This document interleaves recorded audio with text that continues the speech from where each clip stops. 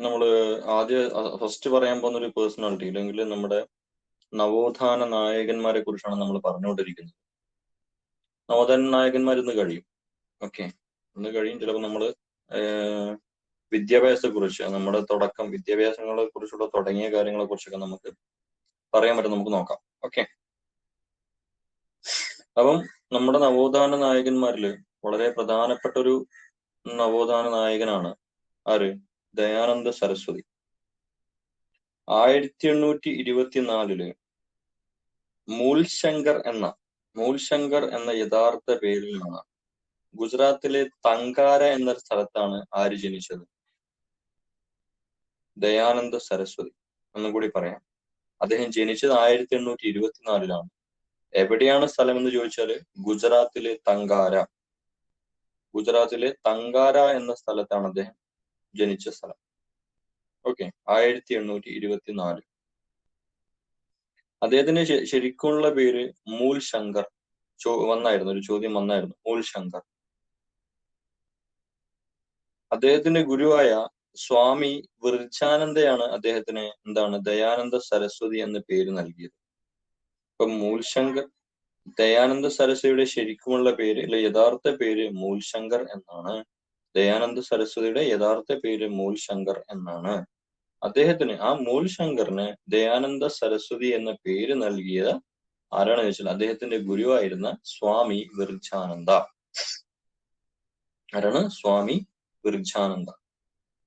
സ്വാമി വിർജാനന്ദ. Okay, സ്വാമി വിർജാനന്ദ. അത് കഴിഞ്ഞിട്ട് നമുക്ക് ദയാനന്ദ സരസ്വതിയെ കുറിച്ച് പ്രത്യേകമായിട്ട് പറയാനുള്ളത്, അദ്ദേഹം സ്ഥാപിച്ച സമാജമാണ് ആര്യ സമാജം. അപ്പം ആര്യ സമാജത്തിന്റെ സ്ഥാപകൻ ആരാണ്? ദയാനന്ദ സരസ്വതി.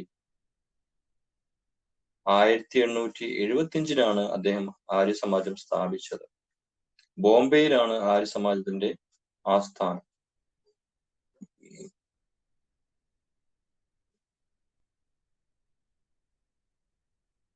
ഇപ്പം ആര്യ സമാജത്തിന്റെ സ്ഥാപകൻ എന്നറിയപ്പെടുന്നത് ദയാനന്ദ സരസ്വതിയാണ്. എവിടെയാണ് ആസ്ഥാനം? ആര്യ സമാജത്തിന്റെ ആസ്ഥാനം എന്നറിയപ്പെടുന്നത് ബോംബെയിലാണ്. 1875 സ്ഥാപിച്ചത്.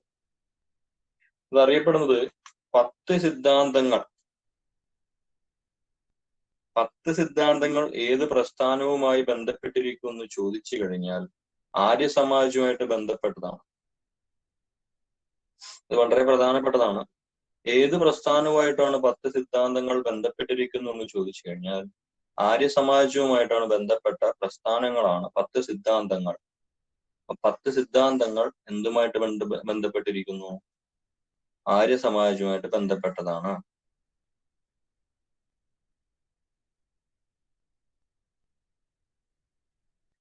സത്യാർത്ഥ പ്രകാശം.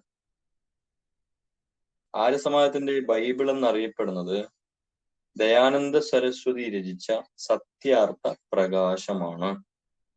ഓക്കെ, അപ്പം ആര്യ സമാജത്തിന്റെ ബൈബിൾ എന്നറിയപ്പെടുന്നത് സത്യാർത്ഥ പ്രകാശം. സത്യാർത്ഥ പ്രകാശം രചിച്ചത് ആരാ? ദയാനന്ദ സരസ്വതി. പ്രധാന കൃതികളിൽ ഒന്നാണല്ലോ സത്യാർത്ഥ പ്രകാശം. 1875 ഈ സത്യാർത്ഥ പ്രകാശം പ്രസിദ്ധീകരിച്ചത്. 1875. അപ്പം ആര്യ സമാജത്തിന്റെ ബൈബിൾ എന്നറിയപ്പെടുന്നത് ഏതാണ്? 1875 രചിച്ച സത്യാർത്ഥ പ്രകാശമാണ്. ഇതിനു മുന്നേ ഞാൻ പറഞ്ഞായിരുന്നു, ആര്യന്മാര് ഉത്തരമേഖലയിൽ നിന്നും വന്ന ആൾക്കാരെന്ന് പറഞ്ഞ ഒരു വാദം പറഞ്ഞത് ആരായിരുന്നു? ഒന്ന് പറയാവോ? ബാലഗംഗാധര തിലക്. ഏത് ബുക്കിൽ അദ്ദേഹം പറഞ്ഞിരിക്കുന്നത്? അറിയില്ല, അതറിയില്ല സർ. ഏത് book? Yes, Arctic home in the Vedas. നമ്മള് ബാലഗംഗാധര തിലകിനെ കുറിച്ച് 1907 കോൺഗ്രസ് സമ്മേളനവും 1907 സൂറത്ത് പിളർപ്പിനെ കുറിച്ചും പറഞ്ഞപ്പോഴും നമ്മൾ ആരെ കുറിച്ച് പഠിച്ചു? ബാലഗംഗാധര തിലകിനെ കുറിച്ച് പഠിച്ചു. ആ സമയത്ത് അദ്ദേഹത്തിന്റെ പുസ്തകങ്ങൾ Arctic home in the Vedas. Okay, Arctic was the real home of the Aryans എന്ന് പറഞ്ഞു, original home of the Aryans. അതുപോലെ തന്നെ അദ്ദേഹം എഴുതിയ മറ്റൊരു ബുക്കാണ് ഗീതാ രഹസ്യ. ബർമയിലെ മണ്ടാലയ ജയിലിൽ വെച്ച് നിന്ന് എഴുതിയ പുസ്തകത്തിന്റെ പേരാണ് ഗീതാ രഹസ്യ. ഓക്കെ, അപ്പൊ അത് നോട്ട് ചെയ്യണം. ഞാൻ ആ സമയത്ത് അത് കൃത്യമായിട്ട് പറഞ്ഞതാണ്. അപ്പൊ നിങ്ങൾ അത് നോട്ട് ചെയ്യണം കേട്ടോ. പക്ഷെ ഇവിടെ വന്നിരിക്കുന്നത് എന്താണ്? ആര്യന്മാരുടെ ജന്മദേശം ടിബറ്റ് ആണെന്ന്. Okay okay. രണ്ട് വാദങ്ങൾ, ആര്യന്മാരെ കുറിച്ച് രണ്ട് വാദങ്ങൾ പറഞ്ഞ പ്രധാനപ്പെട്ട രണ്ട് വ്യക്തികളാണ്, ഒന്ന് ദയാനന്ദ സരസ്വതി, ഒന്ന് ബാലഗംഗാധര തിലകൻ. അപ്പം സത്യാർത്ഥ പ്രകാശം എന്ന പുസ്തകത്തിലാണ് ദയാനന്ദ സരസ്വതി ആര്യന്മാര് ടിബറ്റിൽ നിന്നും വന്നതാണെന്ന് പറയുന്നത്. ഓക്കെ. അതേസമയം ബാലഗംഗാധര തിലകോ ഉത്തര ധ്രുവത്തിൽ നിന്നും, the north pole was the original home of the Aryans. അങ്ങനെ പറഞ്ഞത് ആരാണ്? ബാലഗംഗാധര തിലകാണ്. Arctic home in the Vedas എന്ന പുസ്തകത്തിലാണ് അദ്ദേഹം അങ്ങനെ പറഞ്ഞിരിക്കുന്നത്. നേരെ തിരിച്ച് നമ്മൾ ഇങ്ങോട്ട് വരുവാണെങ്കിലോ, സത്യാർത്ഥ പ്രകാശത്തിലോട്ട്, ആര്യ സമാജത്തിന്റെ ബൈബിൾ എന്നറിയപ്പെടുന്ന സത്യാർത്ഥ പ്രകാശത്തിലാണ് ദയാനന്ദ സരസ്വതി ആര്യന്മാരുടെ ജന്മദേശം ടിബറ്റ് ആണെന്ന വാദം മുന്നോട്ട് വയ്ക്കുന്നത്. വളരെ പ്രധാനപ്പെട്ടതാണ്, ശ്രദ്ധിക്കുക. അപ്പൊ ആര്യ സമാജത്തിന്റെ പോയിന്റ്സ് കംപ്ലീറ്റ് ഒരുമിച്ച് തന്നെ എഴുതി പഠിക്കണം. 1875 ബോംബെ ആസ്ഥാനമായിട്ട് ദയാനന്ദ സരസ്വതി സ്ഥാപിച്ച സമാജമാണ് ആര്യ സമാജം. ഓക്കെ. 10 സിദ്ധാന്തങ്ങൾ എന്തുമായിട്ട് ബന്ധപ്പെട്ടതാണ്? 10 സിദ്ധാന്തങ്ങൾ എന്ന് നമ്മൾ പറയുകയാണെങ്കിൽ ആര്യ സമാജവുമായിട്ട് ബന്ധപ്പെട്ടതാണ് 10 സിദ്ധാന്തങ്ങൾ. ലോകത്തെ മഹത്വപൂർണമാക്കുക എന്നതാണ് ആര്യ സമാജത്തിന്റെ ആപത്വാക്യം. ലോകത്തെ മഹത്വപൂർണമാക്കുക. കൃണ്ണന്തോ വിശ്വം ആര്യം, അത് എഴുതണമെന്നില്ല. കൃണ്ണന്തോ വിശ്വം ആര്യം, ലോകത്തെ മഹത്വപൂർണമാക്കുക എന്നതാണ് ആര്യ സമാജത്തിന്റെ ആപത്വാക്യം. ഓക്കെ. ലോകത്തെ മഹത്വപൂർണമാക്കുക. ക്ലിയർ ആണല്ലോ? ലോകത്തെ മഹത്വപൂർണമാക്കുക എന്നതാണ് ആര്യ സമാജത്തിന്റെ ആപത്വാക്യം. അപ്പൊ ഒന്നും കൂടി ആര്യ സമാജം പറയാം. 1875 ബോംബെ ആസ്ഥാനമായിട്ട് ദയാനന്ദ സരസ്വതി സ്ഥാപിച്ച സമാജമാണ് ആര്യ സമാജം. സത്യാർത്ഥ പ്രകാശം ആണ് ആര്യ സമാജത്തിന്റെ ബൈബിൾ എന്നറിയപ്പെടുന്നത്. ഈ സത്യാർത്ഥ പ്രകാശത്തിലാണ് എന്ത് പറഞ്ഞത്? ആര്യന്മാരുടെ ജന്മദേശം ടിബറ്റാൻ എന്ന വാദം മുന്നോട്ട് വയ്ക്കുന്നത്. സത്യാർത്ഥ പ്രകാശം എഴുതിയത് 1875. 1875. ഓക്കെ. ക്ലിയർ ആണല്ലോ? നമ്മുടെ രാജാറാം മോഹൻ റോയിയെ പോലെ തന്നെ വളരെ പ്രധാനപ്പെട്ട ഒരു വ്യക്തിത്വമാണ്, നവോത്ഥാന നായകനാണ് ഇദ്ദേഹം. ജാതി വ്യവസ്ഥക്കെതിരെയും ശൈശവിവാഹത്തിനെയും എതിരെയും വിഗ്രഹാരാധന, ബഹുഭാര്യത്വം തുടങ്ങിയവയെ എതിർത്ത സാമൂഹിക പരിഷ്കർത്താവാണ് ദയാനന്ദ സരസ്വതി. ഇന്ത്യയുടെ കാൽവിൻ എന്നറിയപ്പെടുന്ന ദയാനന്ദ സരസ്വതിയാണ്. ഇന്ത്യയുടെ പിതാമഹൻ എന്നറിയപ്പെടുന്ന സാമൂഹിക പരിഷ്കർത്താവ് ദയാനന്ദ സരസ്വതിയാണ്. ഓക്കെ. ജാതി വ്യവസ്ഥക്കെതിരെയും ശൈശവിവാഹത്തിനെതിരെയും വിഗ്രഹാരാധനക്കെതിരെയും ബഹുഭാരത്വത്തിനെതിരെയും എതിർത്ത സാമൂഹിക പരിഷ്കർത്താവ് ആരാണ്? ദയാനന്ദ സരസ്വതി. ഇന്ത്യയുടെ പിതാമഹൻ, പ്ലീസ് അണ്ടർലൈൻ, ഇന്ത്യയുടെ പിതാമഹൻ എന്നറിയപ്പെടുന്ന സാമൂഹിക പരിഷ്കർത്താവിലെ നവോത്ഥാന നായകനാണ് ആര്? ദയാനന്ദ സരസ്വതി. ഹിന്ദു മതത്തിന്റെ കാൽവിൻ, ഹിന്ദു മതത്തിന്റെ കാൽവിൻ എന്നറിയപ്പെടുന്നത് ദയാനന്ദ സരസ്വതി. ദയാനന്ദ സരസ്വതിയാണ് ഹിന്ദു മതത്തിന്റെ കാൽവിൻ എന്നറിയപ്പെടുന്നത്. ഓക്കെ ആണല്ലോ? ഇപ്പൊ ഹിന്ദു മതത്തിന്റെ കാൽവിൻ എന്നറിയപ്പെടുന്നു. ഇന്ത്യയുടെ പിതാമഹൻ എന്നറിയപ്പെടുന്ന സാമൂഹിക പരിഷ്കർത്താവാണ് ആര്? ദയാനന്ദ സരസ്വതി. ദയാനന്ദ സരസ്വതി.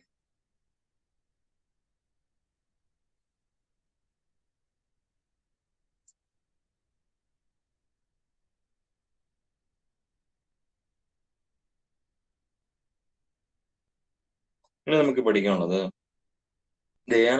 ദയാനന്ദ സരസ്വതി ആരംഭിച്ച പത്രം ആര്യപ്രകാശം. ആര്യപ്രകാശം. ഓക്കെ. ആര്യപ്രകാശം. ദയാനന്ദ സരസ്വതി ആരംഭിച്ച പത്രത്തിന്റെ പേരാണ് ആര്യപ്രകാശം. ഏതാണ്? ആര്യപ്രകാശം.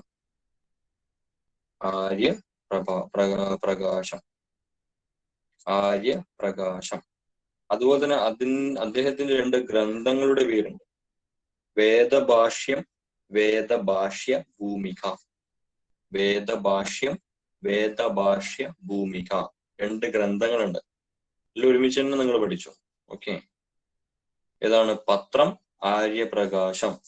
2 ഗ്രന്ഥങ്ങളുടെ പേരാണ് വേദഭാഷ്യം, വേദഭാഷ്യം, വേദഭാഷ്യ ഭൂമിക. ക്ലിയർ ആണല്ലോ. വേദഭാഷ്യം, വേദഭാഷ്യ ഭൂമിക. അപ്പൊ രണ്ട് ഗ്രന്ഥങ്ങള്, വേദഭാഷ്യം, വേദഭാഷ്യ ഭൂമിക. അദ്ദേഹത്തിന്റെ പത്രമാണ്, ദയാനന്ദ സരസ്വതി ആരംഭിച്ച പത്രമാണ് ആര്യപ്രകാശം. അതുപോലെ തന്നെ അദ്ദേഹം ആരംഭിച്ച രണ്ട് സംഘടനകളെ കുറിച്ച്, ഒരു പ്രസ്ഥാനത്തെ കുറിച്ചാണ് ശുദ്ധി പ്രസ്ഥാനം. ശുദ്ധി പ്രസ്ഥാനം ഹിന്ദു മതത്തിൽ നിന്നും വിട്ടുപോയവരെ, ഇല്ല മറ്റു മതങ്ങളിലേക്ക് കൺവേർട്ട് ചെയ്ത ആൾക്കാരെ തിരികെ കൊണ്ടുവരാൻ വേണ്ടി ദയാനന്ദ സരസ്വതി സ്ഥാപിച്ച പ്രസ്ഥാനമാണ് ശുദ്ധി പ്രസ്ഥാനം. ഹിന്ദു മതത്തിൽ നിന്നും വിട്ടുപോയവരെ തിരികെ കൊണ്ടുവരാൻ വേണ്ടി ദയാനന്ദ സരസ്വതി സ്ഥാപിച്ച പ്രസ്ഥാനമാണ് ശുദ്ധി പ്രസ്ഥാനം. വളരെ വളരെ പ്രധാനപ്പെട്ടതാണ്, കുറെ തവണ ചോദിച്ചിട്ടുമുണ്ട്. ശുദ്ധി പ്രസ്ഥാനം. അപ്പൊ എന്താണ് ശുദ്ധി പ്രസ്ഥാനം? ഹിന്ദു മതത്തിൽ നിന്നും മറ്റു മതങ്ങളിലേക്ക് പോയ ആൾക്കാരെയോ എന്തോ ആയിക്കോട്ടെ തിരിച്ചു കൊണ്ടുവരാൻ വേണ്ടി ദയാനന്ദ സരസ്വതി സ്ഥാപിച്ച പ്രസ്ഥാനമാണ് ശുദ്ധി പ്രസ്ഥാനം. മറ്റൊന്ന്, ദയാനന്ദ സരസ്വതി 1882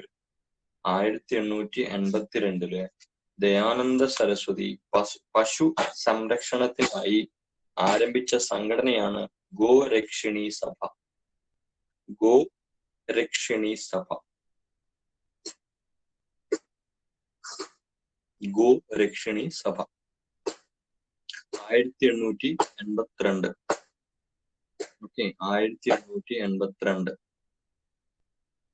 ദയാനന്ദ സരസ്വതി പശു സംരക്ഷണത്തിന് വേണ്ടി ആരംഭിച്ച സംഘടന ഗോരക്ഷിണി സഭ.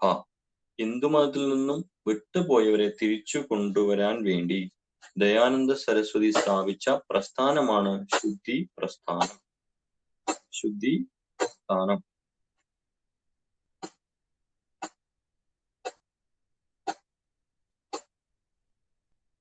ദയാനന്ദ സരസ്വതിയുടെ ശിഷ്യനായിരുന്ന പ്രധാനപ്പെട്ട സ്വാതന്ത്ര്യ സമര സേനാനി ആരാണെന്ന് ചോദിച്ചാൽ ലാലാ ലജ്പത് റായ് ആണ്. ആരാണ്? ലാലാ ലജ്പത് റായ്. ലാലാ ലജ്പത് റായ്. ലാലാ ലജ്പത് റായ്.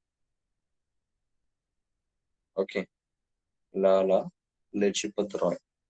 ദയാനന്ദ സരസ്വതി വേദ പഠനത്തിനായി ആദ്യ സ്കൂൾ ആരംഭിച്ചത് ഫറൂഖാബാദിലാണ്. എവിടെയാണ്? ഫറൂഖാബാദിൽ. ദയാനന്ദ സരസ്വതി വേദ പഠനത്തിനായി സ്കൂൾ ആരംഭിച്ചത് ഫറൂഖാബാദ്. ഫറൂഖാബാദിലാണ് ദയാനന്ദ സരസ്വതി ആരംഭിച്ചത് വേദ പഠനത്തിനായി. മറ്റൊരു പ്രത്യേകത, അദ്ദേഹത്തിന്റെ കൃതികളെ കുറിച്ചും കൂടി പറയാം. ഞാനത് ചാറ്റ് ബോക്സിൽ ഇടാം. ഒന്ന് സത്യാർത്ഥ പ്രകാശം തന്നെയാണ്. അടുത്തത് ഗോകാരുണ്യനിധി.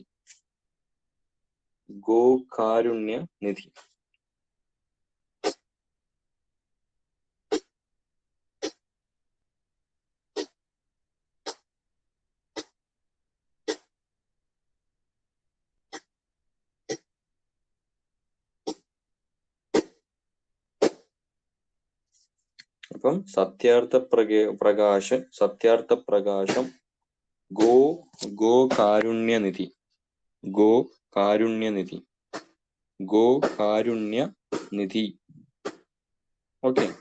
മറ്റൊരു പുസ്തകം ഞാൻ ചാറ്റ് ബോക്സിൽ ഇട്ടിട്ടുണ്ട്, ഋഗ് വേദാദി ഭാഷ്യ ഭൂമിക. ഋഗ് വേദാദി ഭാഷ്യ ഭൂമിക. നിങ്ങള് ഇത് മലയാളത്തിൽ എഴുതുകയാണ് നല്ലത്. അത് എൻ്റെ ചാറ്റിലില്ല, ലാംഗ്വേജ് ഇല്ലാത്തതുകൊണ്ട് ഞാൻ ഇംഗ്ലീഷിൽ ടൈപ്പ് ചെയ്തത്. ഇംഗ്ലീഷിൽ. അപ്പൊ സത്യാർത്ഥ പ്രകാശം, ഗോകാരുണ്യനിധി, ഋഗ് വേദാദി ഭാഷ്യ ഭൂമിക അദ്ദേഹത്തിന്റെ പ്രധാനപ്പെട്ട കൃതികൾ. അദ്ദേഹം ആരംഭിച്ച പത്രം ആര്യപ്രകാശം.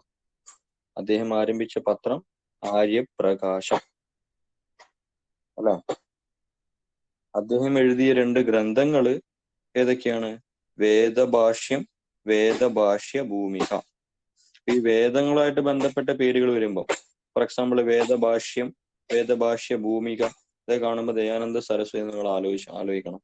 അതേപോലെ തന്നെ വേദാദിഭാഷ്യ ഭൂമിക, അവിടെയും വേദം വന്നു അല്ലെ, ഭൂമികയും വന്നു. അങ്ങനെയൊക്കെ നിങ്ങൾ എന്താ പറയാ എലിമിനേറ്റ് ചെയ്യാൻ വേണ്ടി നിങ്ങൾ ശ്രദ്ധിക്കുക. അതുകൊണ്ട് അതൊന്ന് ശ്രദ്ധിക്കുക. ഓക്കെനാ? ക്ലിയർ?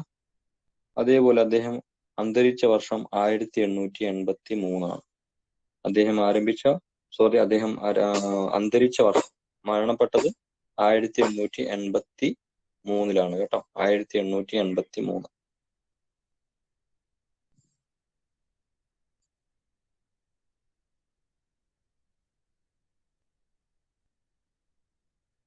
അത് കഴിഞ്ഞിട്ട് ഈ പറഞ്ഞൊക്കെ ഞാൻ ഒന്നും കൂടി പറയും, പക്ഷെ ജസ്റ്റ് നിങ്ങളൊന്ന് എഴുതിക്കോ, നോട്ട് എഴുതിക്കോ. അദ്ദേഹം അന്തരിച്ചത് 1883. അദ്ദേഹം ജനിച്ചതോ 1824. ഓക്കെ. തെക്കേ ഇന്ത്യയിലെ ദയാനന്ദൻ എന്നറിയപ്പെടുന്നത് രാമലിംഗ അടികൾ. തെക്കേ ഇന്ത്യയിലെ ദയാനന്ദൻ എന്നറിയപ്പെടുന്ന ആരാണ്? രാമലിംഗ അടികൾ.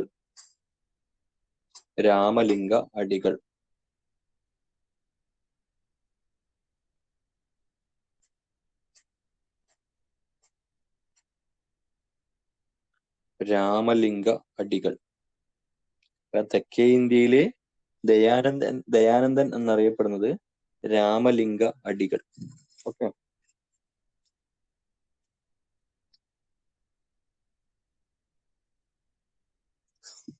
ക്ലിയർ ആണല്ലോ?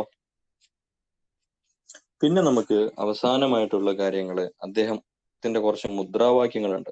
നിങ്ങൾക്കറിയാം, നമ്മളന്ന് പറഞ്ഞായിരുന്നു. ഇന്ത്യക്കാർക്ക് എന്ന മുദ്രാവാക്യം ദയാനന്ദ സരസ്വതി. ഇന്ത്യക്കാർക്ക് അല്ലെ, ഇന്ത്യക്കാർക്ക്.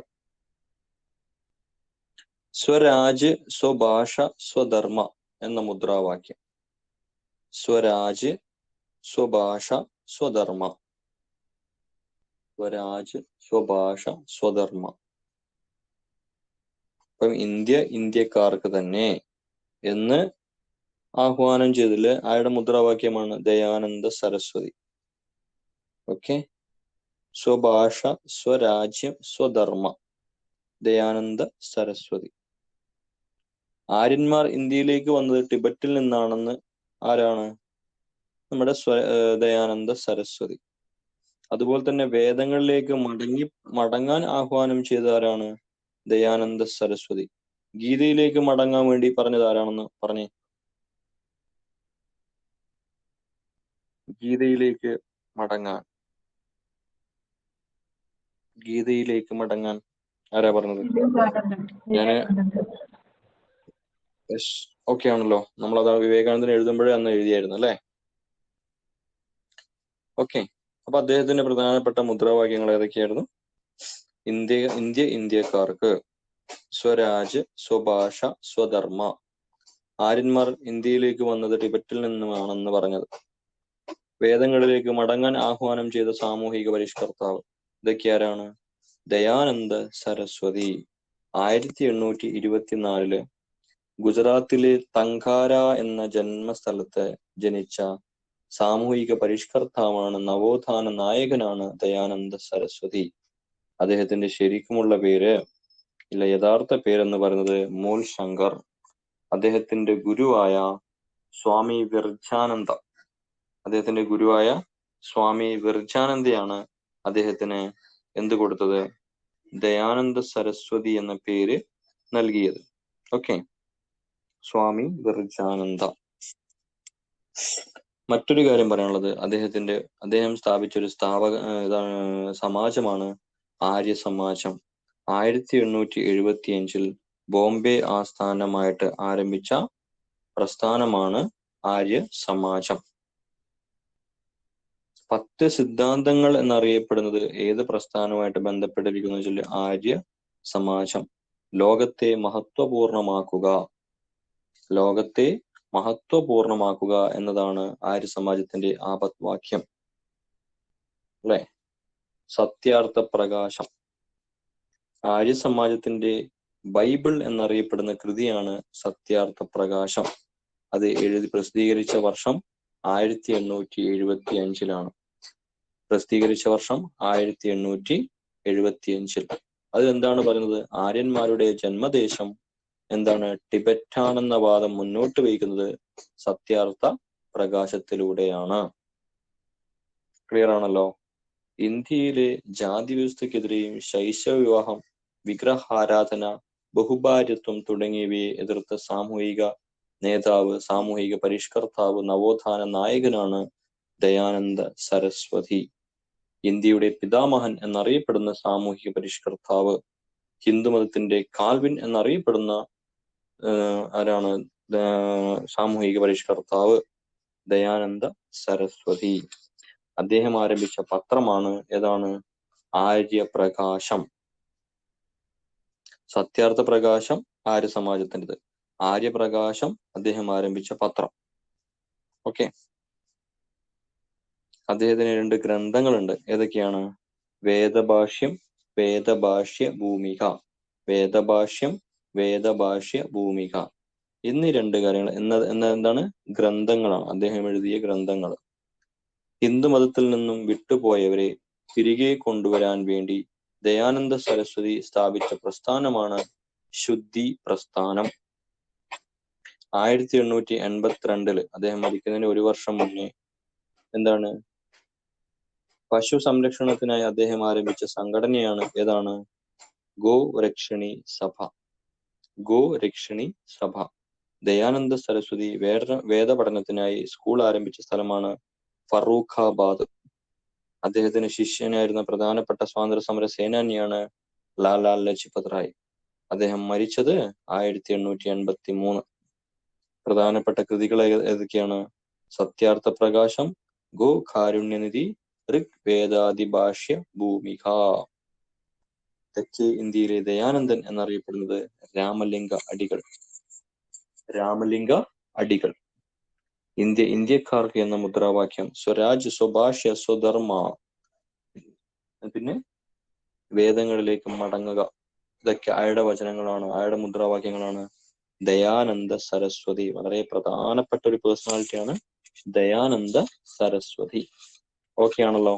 ക്ലിയർ ആണോ? വായിച്ചു നോക്കി. ഏതൊക്കെ പോയിന്റ് വീണ്ടും പറയണോ ആർക്കെങ്കിലും?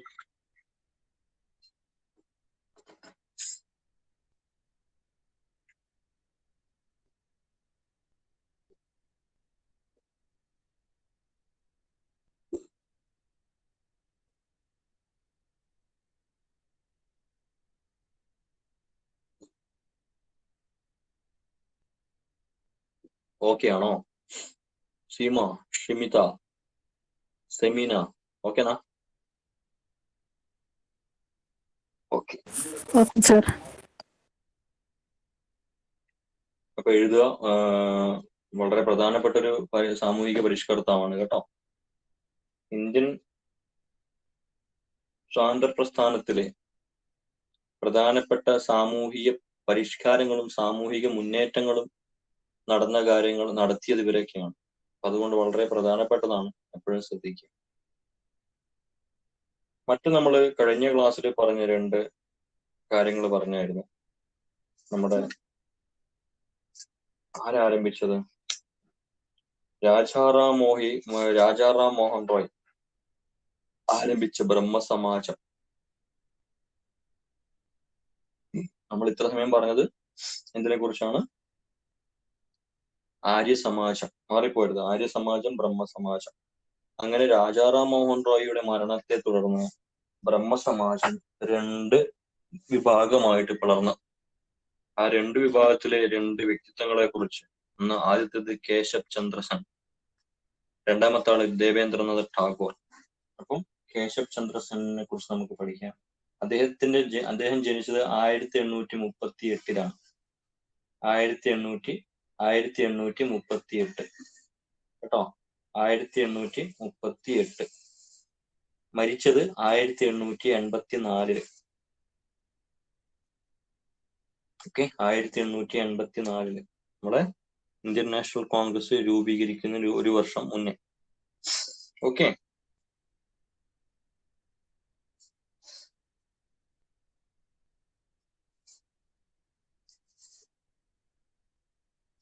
ദേവേന്ദ്രനാഥ് ടാഗോറിന്റെ ബ്രഹ്മസമാജത്തിനോട് വിയോജിച്ചുകൊണ്ട് കേശബ് ചന്ദ്ര സെൻ സ്ഥാപിച്ചതാണ് ഇന്ത്യൻ ബ്രഹ്മസമാജം. ഓക്കെ, അപ്പം ദേവേന്ദ്രനാഥ് ടാഗോറിന്റെ ബ്രഹ്മസമാജിനോടുള്ള വിയോജിപ്പിനെ തുടർന്ന് കേശബ് ചന്ദ്ര സെൻ ആരംഭിച്ചതാണ് ഇന്ത്യൻ ബ്രഹ്മസമാജം. 1866 ഇന്ത്യൻ ബ്രഹ്മസമാജം ആരംഭിക്കുന്നത്? നമ്മുടെ കേശബ് ചന്ദ്ര സെൻ. ഇന്ത്യൻ ബ്രഹ്മസമാജത്തിന്റെ മറ്റൊരു പേരാണ് ഭാരത വർഷീയ ബ്രഹ്മസമാജ്. ഭാരത Varshiya Brahmasamaj.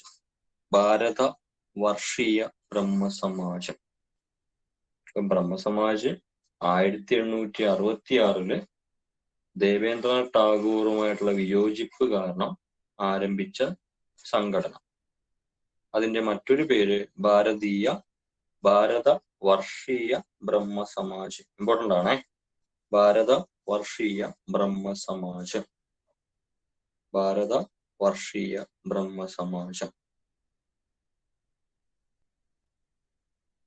1870 Keshab Chandra Sen Indian reform association സ്ഥാപിച്ചു. ഇന്ത്യൻ റിഫോം അസോസിയേഷൻ സ്ഥാപിച്ചത് ആരാണ്? കേശബ് ചന്ദ്ര സെൻ. ഈശ്വരചന്ദ്ര വിദ്യാസാഗർ, കേശബ് ചന്ദ്ര സെൻ, ദേവേന്ദ്രനാഥ് ടാഗോർ അവരൊക്കെ ഒരുമിച്ച് വേണം നിങ്ങൾ നോക്കാൻ വേണ്ടി.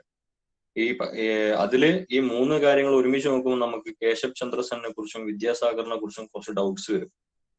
ഓക്കെ, അതുകൊണ്ടാണ് ഞാൻ ഈ ഈശ്വരചന്ദ്ര വിദ്യാസാഗറിനെ കുറിച്ച് നേരത്തെ നിങ്ങൾക്ക് ആദ്യത്തെ ക്ലാസ് നിങ്ങൾക്ക് തന്നത്. പക്ഷെ കേശബ് ചന്ദ്ര സെന്നും ദേവേന്ദ്രനാഥ് ടാഗോറും പഠിക്കുമ്പോൾ ഒരുമിച്ച് തന്നെ പഠിക്കണം.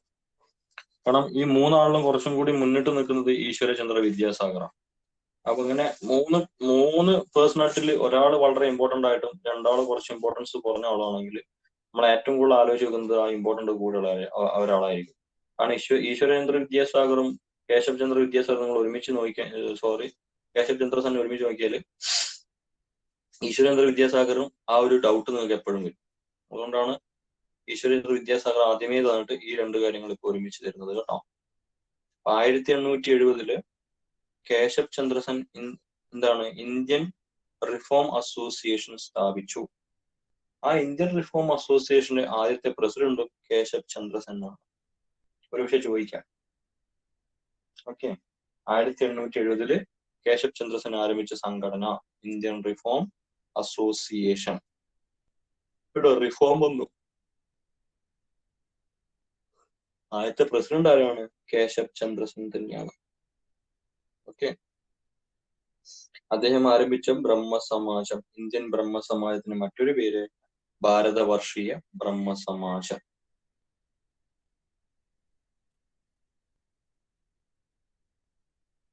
മറ്റൊരു പ്രത്യേകത, ഗുഡ്വിൽ ഫ്രറ്റേണിറ്റി എന്ന മതസംഘടന ആരംഭിച്ചത്. ഗുഡ്വിൽ ഫ്രറ്റേണിറ്റി എന്ന മതസംഘടന ആരംഭിച്ചത് കേശബ് ചന്ദ്ര സെൻ ആണ്. ഗുഡ്വിൽ ഫ്രറ്റേണിറ്റി എന്ന മതസംഘടന ആരംഭിച്ചത് ആരാണ്? Keshab Chandra Sen. Goodwill fraternity. Indian reform association സ്ഥാപിച്ചത് ആരാണ്? കേശബ് ചന്ദ്ര സെൻ. അതുപോലെ തന്നെ ഗുഡ്വിൽ ഫ്രറ്റേണിറ്റി എന്ന മതസംഘടന ആരംഭിച്ചത് കേശബ് ചന്ദ്ര സെൻ. മറ്റൊരു പ്രത്യേകത, ഹിന്ദു മതത്തിന്റെയും ക്രിസ്തു മതത്തിന്റെയും ഒരു സങ്കര ദർശനമായ ഇമ്പോർട്ടന്റ് ആണ് നവവിധാൻ അവതരിപ്പിച്ചത് കേശബ് ചന്ദ്ര സെൻ. ഹിന്ദു മതത്തിന്റെയും ക്രിസ്തു മതത്തിന്റെയും ഒരു സങ്കര ദർശനമായ നവവിധാൻ, പുതിയത് നവവിധാൻ അവതരിപ്പിച്ചത് ആരാണ്? കേശബ് ചന്ദ്ര സെൻ. ക്ലിയർ ആണല്ലോ? കേശബ് ചന്ദ്ര സെൻ ആണ് ആരംഭിച്ചത്. Okay, yes. അപ്പൊ കേശബ് ചന്ദ്ര സെൻ പ്രധാനപ്പെട്ട പോയിന്റുകൾ 1866 ദേവേന്ദ്രനാഥ് ടാഗോറുമായിട്ട് ഉള്ള വിയോജിപ്പിലൂടെ അദ്ദേഹം സ്ഥാപിച്ചതാണ് ഇന്ത്യൻ ബ്രഹ്മസമാജം. ഇന്ത്യൻ ബ്രഹ്മസമാജിന്റെ മറ്റൊരു പേരാണ് ഭാരതവർഷീയ ബ്രഹ്മസമാജം. ഭാരതവർഷീയ ബ്രഹ്മസമാജം. അദ്ദേഹം ഇന്ത്യൻ റിഫോം അസോസിയേഷൻ 1870 സ്ഥാപിച്ചു. കേശബ് ചന്ദ്ര സെൻ തന്നെയാണ് 1870 ആരംഭിച്ച ഇന്ത്യൻ റിഫോം അസോസിയേഷന്റെ ആദ്യത്തെ പ്രസിഡന്റും. ഗുഡ്വിൽ ഫ്രട്ടേണിറ്റി എന്ന മതസംഘടന ആരംഭിച്ചത് കേശബ് ചന്ദ്ര സെൻ ആണ്. ഹിന്ദു മതത്തിന്റെയും ക്രിസ്ത്യൻ മതത്തിന്റെയും ഒരു സങ്കര ദർശനമായ നവവിധാൻ അവതരിപ്പിച്ചതാരാണ്? കേശബ് ചന്ദ്ര സെൻ. Okay, yes. അടുത്ത നമ്മള് ദേവേന്ദ്രനാഥ ടാഗോർ. ദേവേന്ദ്രനാഥ ടാഗോർ. ദേവേന്ദ്രനാഥ ടാഗോർ. ദേവേന്ദ്രനാഥ ടാഗോർ ആരാ? രവീന്ദ്രനാഥ ടാഗോറിന്റെ പിതാവാണ് അല്ലെ? രവീന്ദ്രനാഥ ടാഗോറിന്റെ പ്രശസ്തനായ മകനാണ് രവീന്ദ്രനാഥ ടാഗോർ. നമ്മൾ അദ്ദേഹത്തിനെ കുറിച്ച് പഠിച്ചു കഴിഞ്ഞു. ഈ ദേവേന്ദ്രനാഥ ടാഗോർ അറിയപ്പെടുന്ന അദ്ദേഹം ജനിച്ചത് 1817 അദ്ദേഹത്തിന്റെ കാലഘട്ടം എന്ന് പറയുന്നത് 1817 മുതൽ 1905. അപ്പൊ നമുക്ക് 1905 നമ്മൾ പഠിക്കുമ്പോൾ ഒരു ചെറിയൊരു നമുക്കൊരു കൺഫ്യൂഷൻ വരും. 1905 അമർസോണാർ ബംഗ്ല എഴുതിയത് ആരാ? ഫസ്റ്റ് ഓപ്ഷൻ നമ്മൾ കാണുമ്പോൾ എന്താണ്? ദേവേന്ദ്രനാഥ ടാഗോർ. നമ്മൾ കുത്തും. ടാഗോർ എന്ന് നോക്കുമ്പോഴേ നമ്മൾ കുത്തും. ഓക്കെ, ഒന്നിക്കൽ ഓപ്ഷൻ ബിയോ സിയോ ആയിരിക്കും രവീന്ദ്രനാഥ ടാഗോർ. മനസ്സിലാക്കണം നിങ്ങൾ. കാരണം അദ്ദേഹം ഈ ദേവേന്ദ്രനാഥ ടാഗോർ മരിക്കുന്നത് 1905. ഓക്കെ, 1905 അദ്ദേഹം മരിക്കുന്നത്. അപ്പൊ ഒന്ന് ശ്രദ്ധിക്കാം. മഹർഷി എന്ന അപരനാമത്തിൽ അറിയപ്പെടുന്ന അദ്ദേഹം അറിയപ്പെടുന്നത് മഹർഷി എന്നാണ്. മഹർഷി എന്ന പേരിൽ അറിയപ്പെടുന്ന സാമൂഹിക പരിഷ്കർത്താവാണ് ദേവേന്ദ്രനാഥ ടാഗോർ. മഹർഷി എന്ന പേരിൽ അറിയപ്പെടുന്ന സാമൂഹിക പരിഷ്കർത്താവാണ് ദേവേന്ദ്രനാഥ ടാഗോർ. ഓക്കെ, മഹർഷി എന്ന പേരിൽ അറിയപ്പെടുന്ന സാമൂഹിക പരിഷ്കർത്താവാണ് ദേവേന്ദ്രനാഥ ടാഗോർ. 1839 അദ്ദേഹം ദേവേന്ദ്രനാഥ ടാഗോർ ആരംഭിച്ചതാണ് തത്വബോധിനി സഭ. തത്വരഞ്ജിനി സഭ എന്നതായിരുന്നു ആദ്യത്തെ പേര്. 1839 ദേവേന്ദ്രനാഥ ടാഗോർ തത്വബോധിനി സഭ ആരംഭിച്ചു. 1839 ആരംഭിച്ചു. തത്വരഞ്ജിനി സഭ എന്നായിരുന്നു തത്വബോധിനി സഭയുടെ ആദ്യത്തെ പേര്. തത്വരഞ്ജിനി സഭ എന്നായിരുന്നു ആദ്യത്തെ പേര്. അതിനുശേഷമാണ് തത്വബോധിനി സഭയായത്. ഏത് വർഷമാണ് ആരംഭിച്ചത്? 1839. തത്വബോധിനി സഭയുടെ മുഖപത്രമാണ് തത്വബോധിനി പത്രിക. അപ്പൊ തത്വബോധിനി പത്രികയായിട്ട് ബന്ധപ്പെട്ട് നിങ്ങൾക്ക് എന്താ ഓർമ്മ വരുന്നു? ഇപ്പൊ നമ്മൾ പഠിച്ചു കഴിഞ്ഞൊരു കാര്യം പറഞ്ഞേ. തത്വബോധിനി പത്രിക നിങ്ങൾക്ക് എന്താ ഓർമ്മ വരുന്നേ?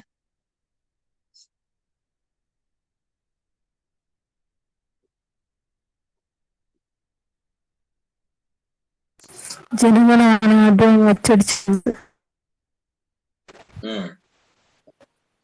മറിച്ച് നോക്കാണ്ട് പറയാൻ പറ്റുന്നില്ലല്ലേ? തത്വബോധിനി പത്രികയിലല്ലേ? നിങ്ങളപ്പത് കണക്ട് ചെയ്ത് പഠിക്കണം. കാരണം ഞാൻ പറഞ്ഞു 1905 നമ്മൾ ആരുണ്ട്? രവീന്ദ്രനാഥ ടാഗോർ നമ്മൾ പഠിക്കുന്നുണ്ട് അല്ലെ? അപ്പം ദേവേന്ദ്രനാഥ ടാഗോർ ആരംഭിച്ച പത്രികയാണ് തത്വബോധിനി പത്രിക. അദ്ദേഹത്തിന്റെ സ്മരണാർത്ഥം ജനഗണമന രചിച്ചത് എപ്പോഴാ? ആലപിച്ചത് 1911 കോൺഗ്രസ് സമ്മേളനത്തിലാണ് അല്ലെ?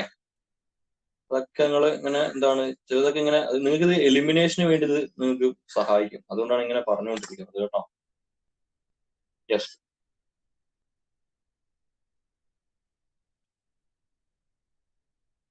അപ്പൊ ബ്രഹ്മസമാജത്തിലെ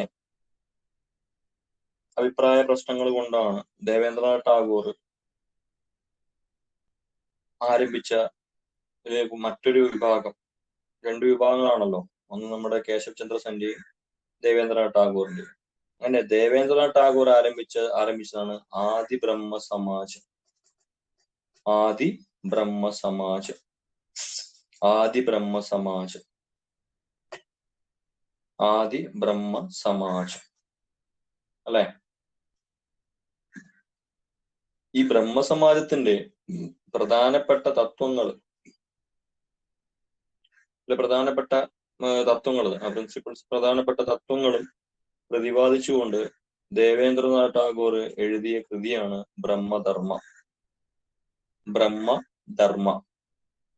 ഈ ബ്രഹ്മസമാജത്തിന്റെ ബൈബിൾ എന്നറിയപ്പെടുന്നതും ഈ ബ്രഹ്മധർമ്മയാണ്. ബ്രഹ്മസമാജത്തിന്റെ ബൈബിൾ എന്നറിയപ്പെടുന്നതും ഈ ബ്രഹ്മധർമ്മ. ബ്രഹ്മസമാജത്തിന്റെ അടിസ്ഥാന തത്വങ്ങൾ പ്രതിപാദിച്ചുകൊണ്ട് ദേവേന്ദ്രനാഥ് ടാഗോർ എഴുതിയത് ബ്രഹ്മധർമ്മ. ബ്രഹ്മസമാജത്തിന്റെ ബൈബിൾ എന്നറിയപ്പെടുന്നത് ബ്രഹ്മധർമ്മ. ഈ ബ്രഹ്മധർമ്മ മലയാളത്തിലേക്ക് പരിഭാഷപ്പെടുത്തിയത് അയ്യത്താൻ ഗോപാലനാണ്. ഈ ബ്രഹ്മധർമ്മ മലയാളത്തിലേക്ക് പരിഭാഷപ്പെടുത്തിയത് അയ്യത്താൻ ഗോപാലൻ. അയ്യത്താൻ ഗോപാലൻ. ഓക്കെ, അയ്യത്താൻ ഗോപാലൻ. അയ്യത്താൻ ഗോപാലൻ. അയ്യത്താൻ ഗോപാലൻ. ക്ലിയർ ആണല്ലോ? അപ്പം മഹർഷി എന്നറിയപ്പെടുന്ന സാമൂഹിക പരിഷ്കർത്താവാണ് ആര്? നമ്മുടെ ദേവേന്ദ്രനാഥ് ടാഗോർ. തത്വബോധിനി സഭ 1839 തത്വബോധിനി സഭ ആരംഭിച്ചത് ദേവേന്ദ്രനാഥ് ടാഗോർ ആണ്. തത്വബോധിനി സഭയുടെ ആദ്യത്തെ പേര് തത്വരഞ്ജിനി സഭ. തത്വരഞ്ജിനി സഭ. തത്വബോധിനി പത്രികയുടെ മുഖപത്രം തത്വബോധിനി പത്രിക. രണ്ട് ഇമ്പോർട്ടൻ്റ്. അപ്പൊ നമ്മൾ തത്വബോധിനി കേൾക്കുമ്പോഴേ നമുക്ക് എന്താ വേണം? ദേവേന്ദ്രനാഥ് ടാഗോർ. അവിടെ ഒരു പ്രശ്നം വരുന്നത് നമുക്ക് എന്താണ്? ഇതാണ് വരുന്നത്, രവീന്ദ്രനാഥ് ടാഗോറെ വരുന്നത്. അത് ആ സമയത്ത് നിങ്ങൾ ആ ഒരു എലിമിനേഷൻ നിങ്ങൾ റെഡി ആയി കഴിഞ്ഞാൽ ഒരു കുഴപ്പം വരത്തില്ല. ഓക്കെ, തത്വബോധിനി സഭ, തത്വബോധിനി പത്രിക. ഈ ബ്രഹ്മസമാജത്തിന്റെ പ്രധാനപ്പെട്ട തത്വങ്ങളൊക്കെ അടിസ്ഥാനപ്പെടുത്തി ദേവേന്ദ്രനാഥ് ടാഗോർ ആരംഭിച്ച എഴുതിയ കൃതിയാണ് ബ്രഹ്മധർമ്മ. ബ്രഹ്മധർമ്മ. അപ്പം ബ്രഹ്മധർമ്മ എന്നുള്ളത് ആരെഴുതി? ദേവേന്ദ്രനാഥ് ടാഗോർ. ഈ ബ്രഹ്മധർമ്മ എന്നുള്ളത് ബ്രഹ്മസമാജത്തിന്റെ എന്താണ്? ബൈബിൾ എന്നാണ് അറിയപ്പെടുന്നത്. അത് കഴിഞ്ഞ് നമ്മൾ മലയാളത്തിലുള്ളത് കൊണ്ട് എന്ത് പറയണം? ബ്രഹ്മധർമ്മ മലയാളത്തിലേക്ക് എഴുതിയതാരാണ്, പരിഭാഷപ്പെടുത്തിയത് ആരാണെന്ന് ചോദിച്ചാൽ അയ്യത്താൻ ഗോപാലൻ. ആരാണ്? അയ്യത്താൻ ഗോപാലൻ. ഓക്കെ, അയ്യത്താൻ ഗോപാലൻ. ക്ലിയർ ആണല്ലോ? ഈ നിങ്ങൾ കേശവ് ചന്ദ്ര സെന്നും നമ്മളെ ദേവേന്ദ്രനാഥ് ടാഗോർ ഒന്ന് വായിച്ചു നോക്കാവോ?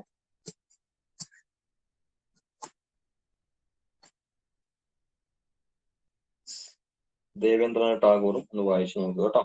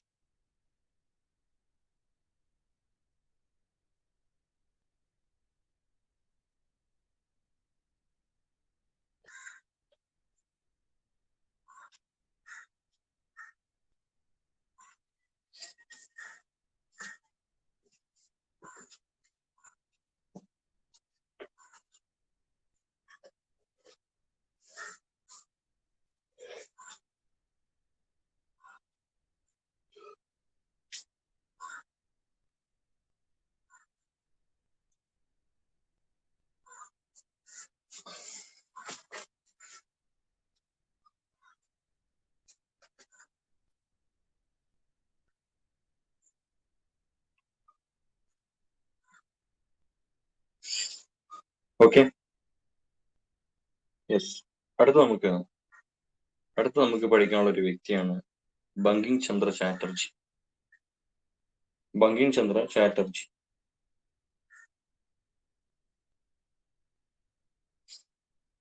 ബങ്കിം ചന്ദ്ര ചാറ്റർജി ആധുനിക ബംഗാളി സാഹിത്യത്തിന്റെ പിതാവ്. ആധുനിക ബംഗാളി സാഹിത്യത്തിന്റെ പിതാവ് എന്നറിയപ്പെടുന്നത് ബങ്കിം ചന്ദ്ര ചാറ്റർജിയാണ്. ബങ്കിം ചന്ദ്ര ചാറ്റർജി അദ്ദേഹം ബംഗാളി സാഹിത്യത്തിൽ എഴുതിയ ആദ്യത്തെ നോവലാണ് ദുർഗേശ നന്ദിനി. 1865 അദ്ദേഹം എഴുതിയ ദുർഗേശ നന്ദിനിയാണ് ബംഗാളി സാഹിത്യത്തിലെ ആദ്യത്തെ നോവൽ. അപ്പം ആധുനിക ബംഗാളി സാഹിത്യത്തിന്റെ പിതാവ് എന്നറിയപ്പെടുന്നത് ആരാണ്? ബങ്കിം ചന്ദ്ര ചാറ്റർജി. 1865 ബങ്കിം ചന്ദ്ര ചാറ്റർജി എഴുതിയ ദുർഗേശ നന്ദിനിയാണ് ബംഗാളി സാഹിത്യത്തിലെ ആദ്യത്തെ നോവൽ. ആദ്യത്തെ നോവൽ അല്ലെ? ആദ്യത്തെ നോവൽ. ആദ്യത്തെ നോവൽ.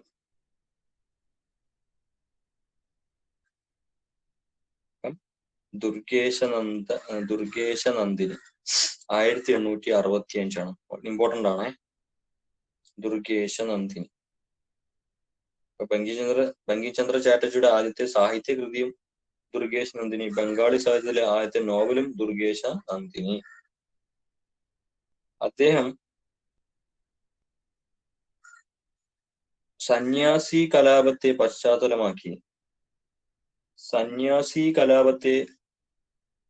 പശ്ചാത്തലമാക്കി ബങ്കിം ചന്ദ്ര ചാറ്റർജി എഴുതിയ നോവലാണ് ആനന്ദമഠം. 1882 അത് പ്രസിദ്ധീകരിച്ചത്. ആനന്ദമഠം. എന്താണ് ആനന്ദമഠം എന്ന് പറയുന്നത്? എന്താണ്? ബ്രിട്ടീഷുകാരും സന്യാസികൾക്കെതിരെ നടത്തിയൊരു ഇതുണ്ടായിരുന്നു, സന്യാസി കലാപം. ഈ സന്യാസി കലാപത്തെ പശ്ചാത്തലമാക്കി ബങ്കിം ചന്ദ്ര ചാറ്റർജി എഴുതിയ നാടകമാണ്, അല്ലെങ്കിൽ നോവലാണ്. അതൊരു നാടകമായിട്ടൊക്കെ വന്നായിരുന്നു കേട്ടോ. നാടകം എന്ന് പറഞ്ഞാലും അത് തന്നെയാണ്, ഈ ആനന്ദമഠം തന്നെയാണ് കേട്ടോ. ആനന്ദമഠം പ്രസിദ്ധീകരിച്ചത് 1882. ബങ്കിം ചന്ദ്ര ചാറ്റർജി ആരംഭിച്ച ബംഗാളി പത്രമാണ് ബംഗദർശൻ. 1872 അദ്ദേഹം ബംഗാളി പത്രമായ ബംഗദർശൻ ആരംഭിച്ചത്. ബംഗദർശൻ. ബങ്കിം ചന്ദ്ര ചാറ്റർജി ആരംഭിച്ച ബംഗാളി പത്രമാണ് ബംഗദർശൻ. 1872.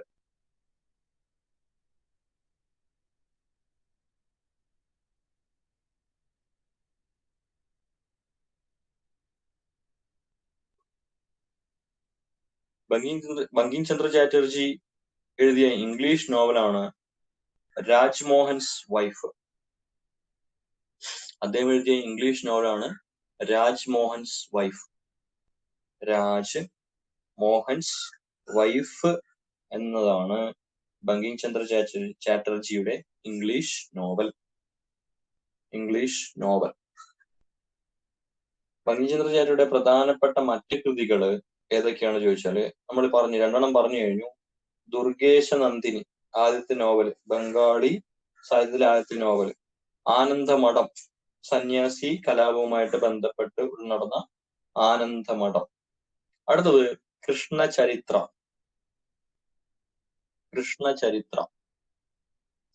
ദുർഗേശ നന്ദിനി, ആനന്ദമഠം, കൃഷ്ണചരിത്ര. ദേവി ചൗധരണി.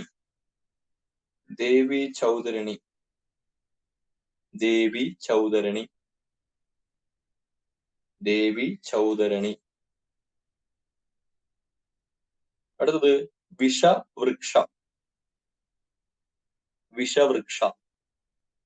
വിഷവൃക്ഷ.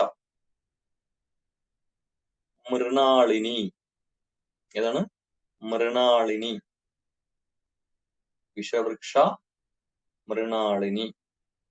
ദേവി ചൗധരണി, കൃഷ്ണചരിത്ര, ആനന്ദമഠം, ദുർഗേശ നന്ദിനി. ഒന്നും കൂടെ, ദുർഗേശ നന്ദിനി, ആനന്ദമഠം, കൃഷ്ണചരിത്ര, ദേവി ചൗധരണി, വൃക്ഷ, മൃണാളിനി. അപ്പൊ അദ്ദേഹത്തിന്റെ അവസാനത്തെ നോവലാണ് സീതാറാം. ബങ്കിം ചന്ദ്ര ചാറ്റർജിയുടെ അവസാനത്തെ നോവൽ എന്ന് പറയുന്നത് ഏതാണ്? സീതാറാം. സീതാറാം.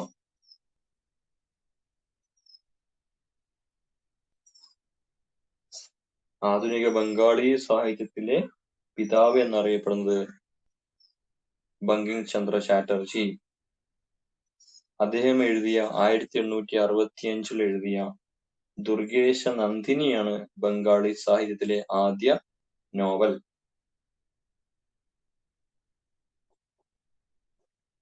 ബങ്കിംചന്ദ്ര ചാറ്റർജിയുടെ ആദ്യത്തെ സാഹിത്യകൃതി ദുർഗേശ നന്ദിനി.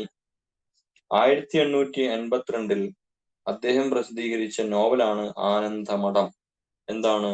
സന്യാസി കലാപത്തെ പശ്ചാത്തലമാക്കി ബങ്കിം ചന്ദ്ര ചാറ്റർജി എഴുതിയ നോവലാണ് ആനന്ദമഠം. അദ്ദേഹം ആരംഭിച്ച ബംഗാളി പത്രമാണ് ബംഗാദർശൻ. ബംഗാദർശൻ 1872. ബംഗാദർശൻ ഏത് വർഷമാണ്? 1872. ബങ്കിം ചന്ദ്ര ചാറ്റർജിയുടെ English novel Raj Mohan's wife തന്നെയാണ് കേട്ടോ, വൈഫ്. അദ്ദേഹത്തിന്റെ പ്രധാനപ്പെട്ട മറ്റു കൃതികള് ദുർഗേശ നന്ദിനി, ആനന്ദമഠം പറഞ്ഞു, കൃഷ്ണചരിത്ര, ദേവി ചൗധരണി, വൃഷവൃക്ഷ മൃണാളിനി. വൃഷവൃക്ഷ മൃണാളിനി.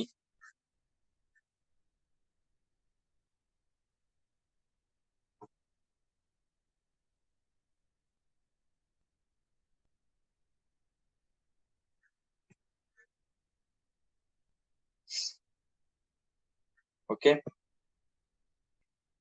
അടുത്ത ആള് നമുക്ക് പഠിക്കുന്നത് പെരിയാർ EV രാമസ്വാമി നായിക്കർ. പെരിയാർ EV രാമസ്വാമി നായിക്കർ.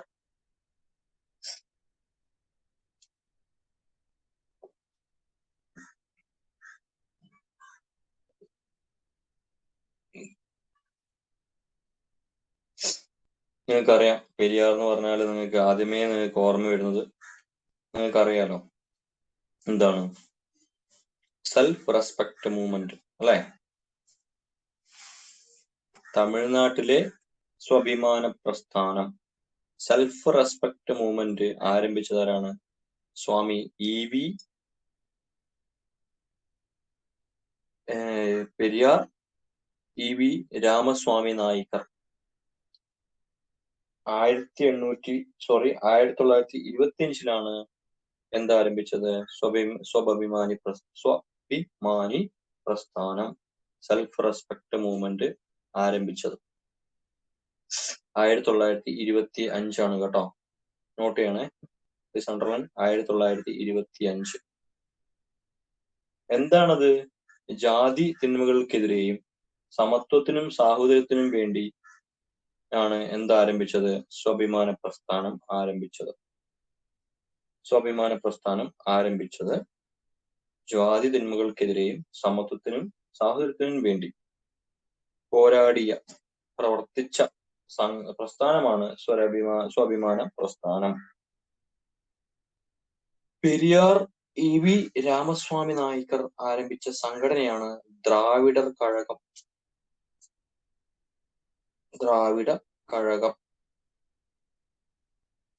ദ്രാവിഡർ കഴകം എന്നറിയപ്പെടുന്ന സംഘടന ആരംഭിച്ചത് പെരിയാറാണ്. EV രാമസ്വാമി നായിക്കർ.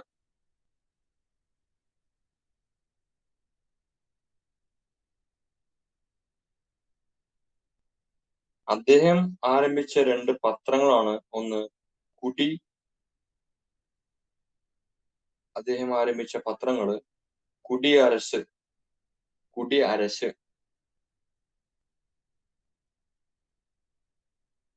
വിടുതലൈ 1937.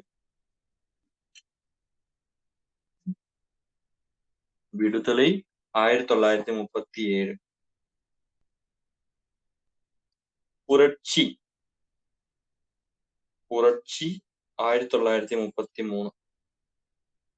കുടിയരശ്, വിടുതലൈ, പുരട്ചി.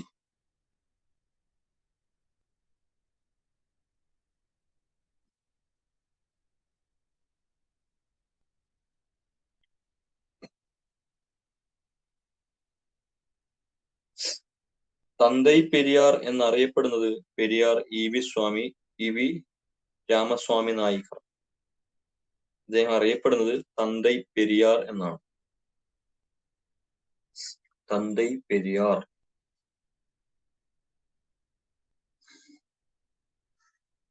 ശരിക്കും പെരിയോർ എന്നാണ് തമിഴിൽ പറയുന്നത് കേട്ടോ, പെരിയോർ.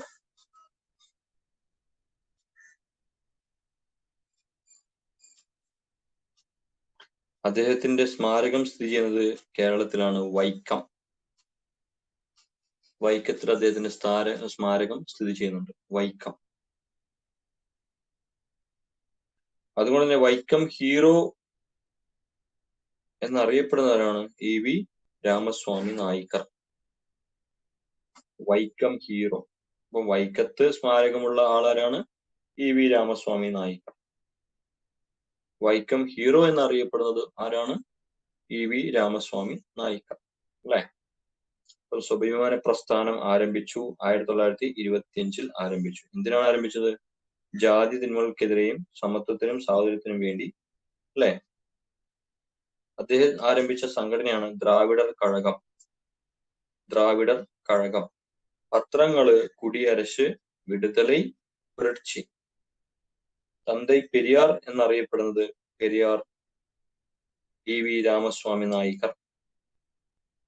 അദ്ദേഹത്തിന്റെ സ്മാരകം സ്ഥിതി ചെയ്യുന്നത് വൈക്കം.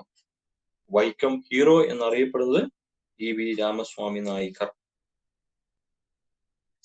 ഓക്കെ, ഒന്ന് വായിച്ചു നോക്കിക്കേ. 1 മണിക്കൂറായിട്ട് കുറെ കാര്യങ്ങൾ നമ്മൾ എഴുതിയില്ലേ? ഒന്ന് വായിച്ചു നോക്കിക്കേ. ഫുൾ പോയിന്റ് ഒന്ന് വായിച്ചു നോക്കിക്കേ.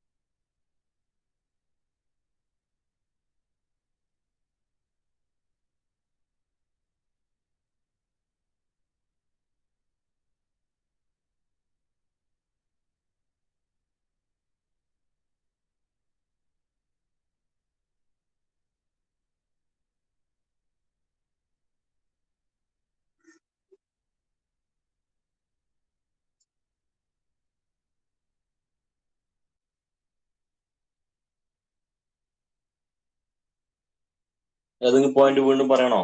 ഓക്കെ ആണോ?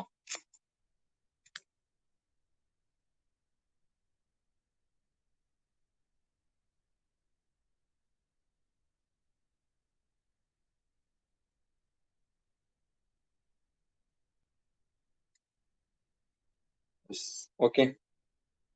അടുത്ത നമ്മള് മഹാരാഷ്ട്രയിലെ ഒരു സാമൂഹിക പരിഷ്കർത്താവായ ജ്യോതിറാവു ഫൂലെ. ജ്യോതിറാവു ഫൂലെ മഹാരാഷ്ട്രയിലെ സത്താറ എന്ന സ്ഥലത്ത്, മഹാരാഷ്ട്രയിലെ സത്താറ എന്ന സ്ഥലത്ത് 1827 ജനിച്ച സാമൂഹിക പരിഷ്കർത്താവാണ് ആര്? ജ്യോതിറാവു ഫൂലെ. ജ്യോതിറാവു ഫൂലെ. ജ്യോതിറാവു ഫൂലെ. ഓക്കെ.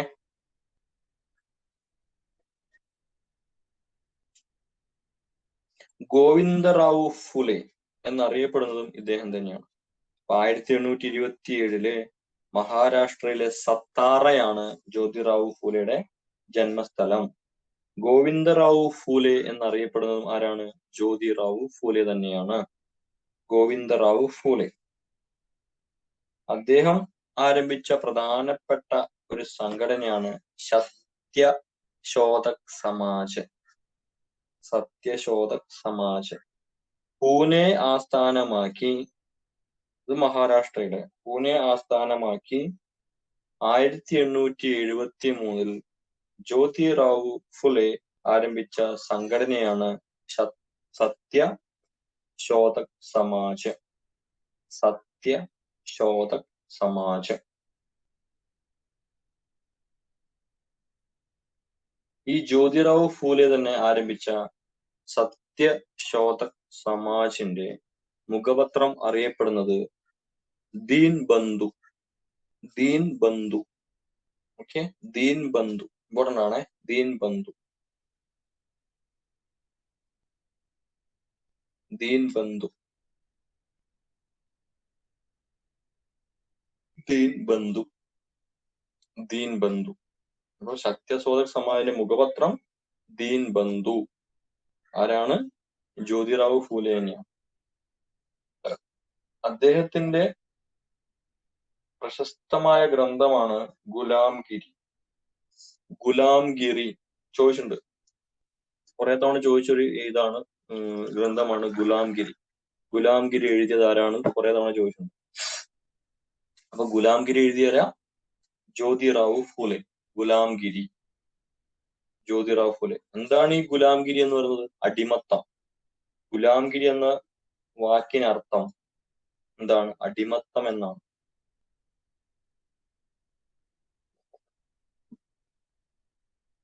അടിമത്തം. ഈ ജ്യോതിറാവു ഫൂലെയാണ് ആദ്യമായിട്ട് ഈ പിന്നോക്ക ജാതിക്കാരെ സൂചിപ്പിക്കാൻ വേണ്ടി ദളിത് എന്ന വാക്ക് ആദ്യമായിട്ട് ഉപയോഗിച്ചത്. Please underline Dalit. ഇപ്പൊ പിന്നോക്ക സമുദായക്കാരെ, പിന്നോക്ക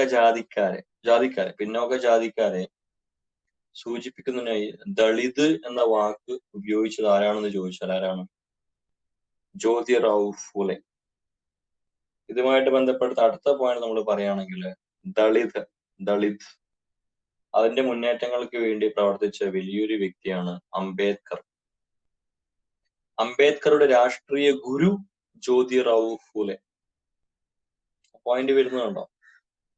അതുകൊണ്ടാണ് നിങ്ങൾ ഇങ്ങനെ ഇതേ രീതിയിൽ നിങ്ങൾ പറഞ്ഞു ഇതാക്കുന്നത് കേട്ടോ.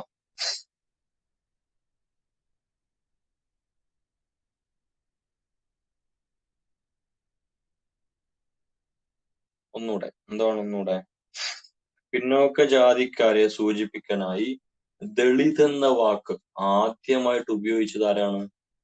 നമ്മുടെ ഇദ്ദേഹമാണ്, ജ്യോതിറാവു ഫൂലെ. ദളിത് പ്രസ്ഥാനങ്ങൾക്ക് വേണ്ടി കൂടുതൽ കുറെ ഇന്ത്യയിൽ പ്രവർത്തിച്ചൊരു നേതാവാണ് നമ്മൾ അംബേദ്കർ. അല്ലേ? ആ ഈ അംബേദ്കറിന്റെ ഗുരു, അംബേദ്കറുടെ രാഷ്ട്രീയ ഗുരു എന്നറിയപ്പെടുന്നത് ജ്യോതിറാവു ഫൂലെയാണ്. ക്ലിയർ ആയോ? ദളിത് എന്ന വാക്ക് ആദ്യമായിട്ട് ഉപയോഗിച്ചത് ആരാണ്? ജ്യോതിറാവു ഫുലെ. അപ്പം അംബേദ്കറുടെ രാഷ്ട്രീയ ഗുരു എന്നറിയപ്പെടുന്നത് ജ്യോതിറാവു ഫുലെ.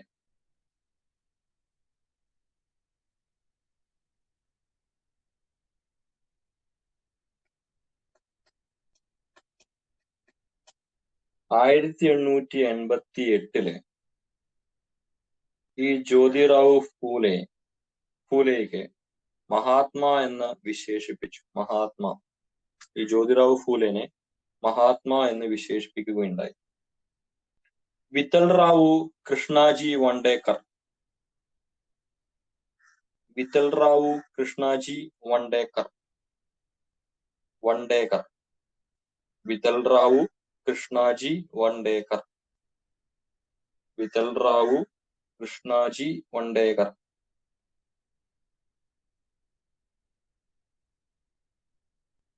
വിത്തൽ റാവു കൃഷ്ണാജി വണ്ടേക്കർ.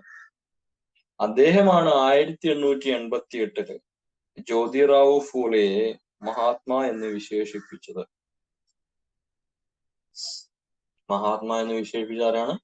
ഏത് വർഷം? 1888 വിത്തൽ റാവു കൃഷ്ണാജി വണ്ടേക്കർ ആണ്. ഇദ്ദേഹത്തിന്റെ ഭാര്യ പത്നിയാണ് സാവിത്രി ഫൂലെ. സാവിത്രി ഫൂലെ, അദ്ദേഹത്തെ കുറിച്ച് പറയുകയാണെങ്കിൽ ഇന്ത്യയിലെ ആദ്യത്തെ വനിതാ അധ്യാപികയാണ് സാവിത്രി ഫൂലെ. അപ്പം ഇന്ത്യയിലെ ആദ്യത്തെ വനിതാ അധ്യാപിക സാവിത്രി ഫൂലെ. ആരാണ് അദ്ദേഹം? ജ്യോതിറാവു ഫൂലെയുടെ ഭാര്യ.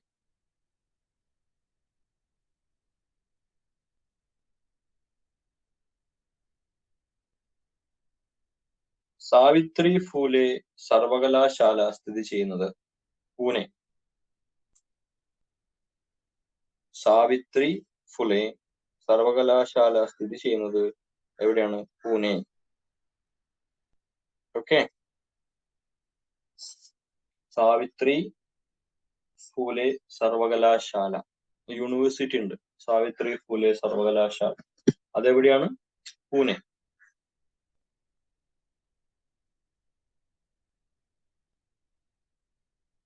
ഇദ്ദേഹം പൂനെയിൽ തന്നെ ഒരു സ്ത്രീകൾക്ക് വേണ്ടി ആരംഭിച്ച ഒരു കെയർ ഹോമാണ് ബാൽഹന്ത്യ പ്രതിബന്ധ ഗൃഹ.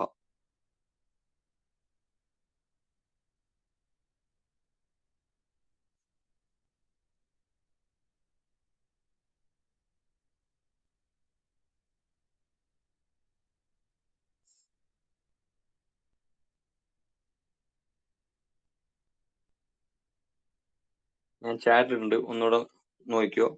ബാൽഹന്ത്യ പ്രതിബന്ധക് ഗൃഹ എന്ന് എന്തിനു വേണ്ടി ഒരു കെയർ ഹോം ആരംഭിച്ചത് ജ്യോതിറാവു ഫൂലെയാണ്. ജ്യോതിറാവു ഫൂലെ.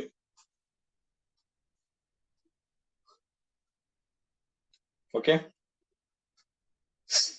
അപ്പം 1827 മഹാരാഷ്ട്രയിലെ സത്താറയിൽ ജനിച്ച സാമൂഹിക പരിഷ്കർത്താവാണ് ജ്യോതിറാവു ഫൂലെ. 1873 അദ്ദേഹം സത്യശോധക് സമാജ് എവിടെ സ്ഥാപിച്ചു? പൂനെയിൽ സ്ഥാപിച്ചു. ആ സത്യശോധക് സമാജിന്റെ ആദ്യത്തെ മുഖപത്രം എഴുതിയത് ജ്യോതിറാവു ഫുലെ. ആ മുഖപത്രമാണ് ദീൻ ബന്ധു. ഏതാണ്? ദീൻ ബന്ധു. ദീൻ ബന്ധു. ഗുലാംഗിരി എന്ന ഗ്രന്ഥം എഴുതിയത് ആരാണ്? ജ്യോതിറാവു ഫുലെ. ആ ഗുലാംഗിരി എന്ന വാക്കിനർത്ഥം അടിമത്തം. പിന്നോക്ക ജാതിക്കാരെ സൂചിപ്പിക്കാൻ വിശേഷിപ്പിച്ചത് ദളിത് എന്നാണ്. അങ്ങനെ ആദ്യമായിട്ട് ദളിത് എന്ന വാക്ക് ഉപയോഗിച്ചത് ആരാണ്? ജ്യോതിറാവു ഫുലെ. അംബേദ്കറുടെ രാഷ്ട്രീയ ഗുരു ജ്യോതിറാവു ഫുലെ. 1888 വിത്തൽ റാവു കൃഷ്ണാജി വണ്ടേക്കർ അദ്ദേഹത്തെ മഹാത്മാ എന്ന് വിശേഷിപ്പിച്ചു. അദ്ദേഹത്തെ മഹാത്മാ എന്ന് വിശേഷിപ്പിച്ചു. ഓക്കെ. അദ്ദേഹത്തിന്റെ ഭാര്യയാണ് സാവിത്രി ഫൂലെ. ഇന്ത്യയിലെ ആദ്യത്തെ വനിതാ അധ്യാപികയാണ് സാവിത്രി ഫൂലെ. സാവിത്രി ഫൂലെ സർവകലാശാല സ്ഥിതി ചെയ്യുന്നത് എവിടെയാണ്? പൂനെയില്. അദ്ദേഹം ആരംഭിച്ച കെയർ ഹോമാണ്, സ്ത്രീകൾക്ക് വേണ്ടി ആരംഭിച്ച കെയർ ഹോമാണ് ബാൽഹത്യ പ്രതിബന്ധക ഗൃഹ. ബാൽഹത്യ പ്രതിബന്ധക ഗൃഹ എന്ന് സ്ത്രീകൾക്ക് വേണ്ടി ആരംഭിച്ച കെയർ ഹോം ആരംഭിച്ചത് സാവിത്രി ഫൂലെ. ഇതാണ് ജ്യോതിറാവു ഫൂലെ. ഓക്കെ.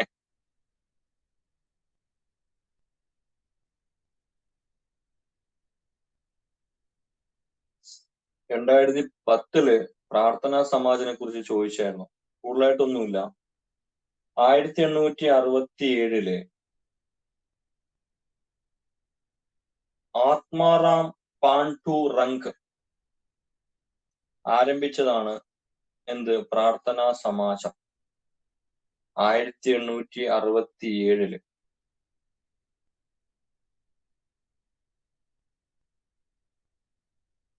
1867 പ്രാർത്ഥനാ സമാജം ആര് സ്ഥാപിച്ചു? ആത്മാറാം പാണ്ഡു റംഗ് സ്ഥാപിച്ചു.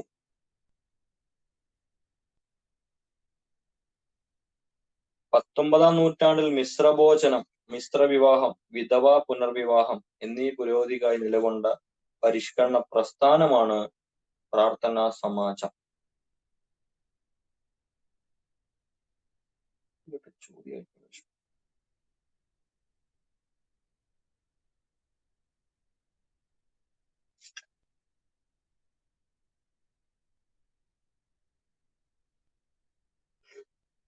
MG റാണ്ഡെ, RG ഭണ്ഡാർക്കർ, ഈ രണ്ടുപേരും ഇമ്പോർട്ടന്റ് ആണ് ഈ പ്രാർത്ഥനാ സമാജവുമായിട്ട് ബന്ധപ്പെട്ട്. ഞാൻ ഒരു തവണ വായിച്ചായിരുന്നു ഇതിനെ കുറിച്ച്.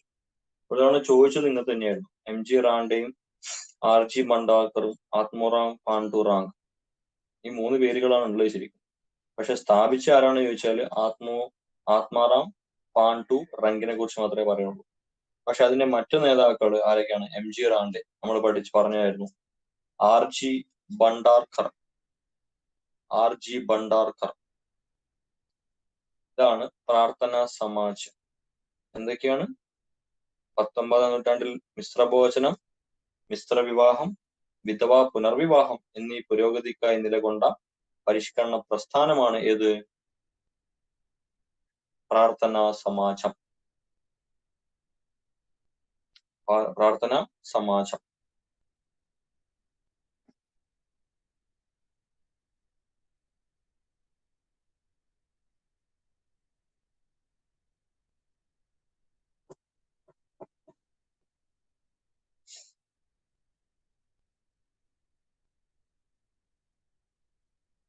അടുത്തത് വീരേശലിംഗം പന്തുലു. വീരേശലിംഗം പന്തുലു അല്ലെ പാണ്ഡുലു, എന്തായാലും കുഴപ്പമില്ല, ലു അത് വരുന്നുണ്ട്. വീരേശലിംഗം പന്തുലു അല്ലെ പാന്തുലു. കേൾക്കുമ്പോഴേ അറിയാം. ആന്ധ്രയിലെ രാജാറാം മോഹൻ റോയ് എന്നറിയപ്പെടുന്നതാണ് ആര്? നമ്മുടെ വീരേശലിംഗം പാണ്ഡുലു. ആന്ധ്രയിലെ എന്തറിയപ്പെടുന്നത്? ആന്ധ്രയിലെ രാജാറാം മോഹൻ റോയ്. ആന്ധ്രയിലെ രാജാറാം മോഹൻ റോയ് എന്നറിയപ്പെടുന്ന ആരാണ്? നമ്മുടെ വീരേശലിംഗം പന്തുലു. വീരേശലിംഗം പന്തുലു ആന്ധ്രയിലെ എന്തായിട്ട് അറിയപ്പെടുന്നത്? രാജാറാം മോഹൻ റോയ് എന്നറിയപ്പെടുന്നത്. ഓക്കെ. ആന്ധ്രയിലെ രാജാറാം മോഹൻ റോയ് എന്നറിയപ്പെടുന്നവരാണ് വീരേശലിംഗം പന്തുലു.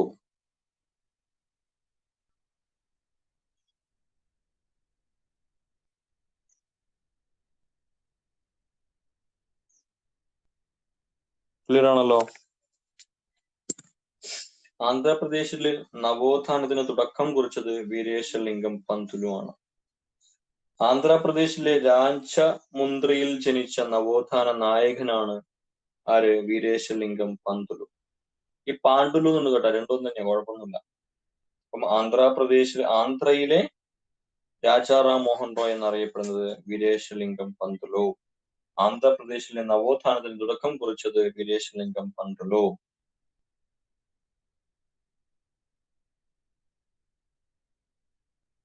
ആയിരത്തി 1892 അദ്ദേഹം ആരംഭിച്ച സംഘടനയാണ് Madras Hindu association. Madras Hindu association. Madras Hindu association.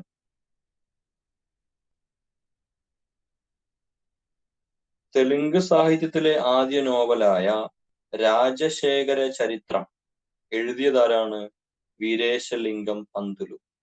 അപ്പം അണ്ടർലൈൻ ചെയ്യേണ്ടത് ഏതൊക്കെയാണ്? തെലുങ്ക് സാഹിത്യം. തെലുങ്ക് സാഹിത്യത്തിലെ ആദ്യത്തെ എന്താണ്? നോവലാണ്. നോവൽ ഏതാണ്? ആ നോവല് രാജശേഖര ചരിത്രം അല്ലെ? നല്ല ഇമ്പോർട്ടൻ്റ് ആണ്. തെലുങ്ക് സാഹിത്യത്തിലെ ആദ്യ നോവലായ രാജശേഖര ചരിത്രം എഴുതിയതാരാണ്? വീരേശലിംഗം പന്തുലു. വീരേശലിംഗം പന്തുലു. ഓക്കെ,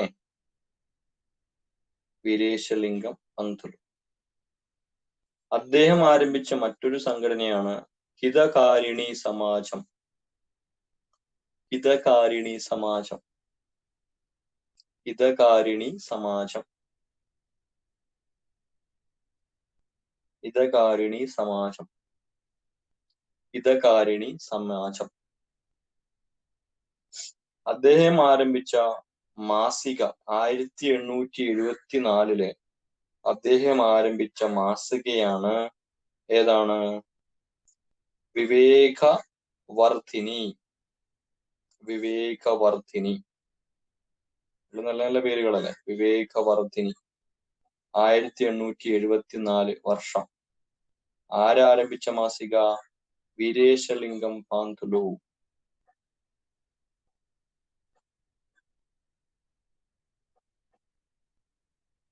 മറ്റൊരു മാസികയുണ്ട് സ്ത്രീകൾക്ക് വേണ്ടി. വീരേശലിംഗം പന്തുലു ആരംഭിച്ച മാസികയാണ് സതിഹിതബോധിനി.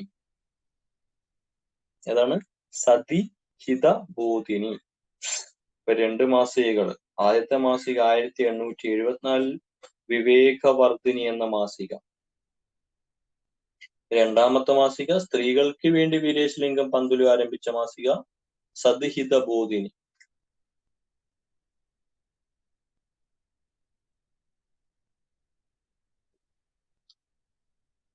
സതിഹിതബോധിനി.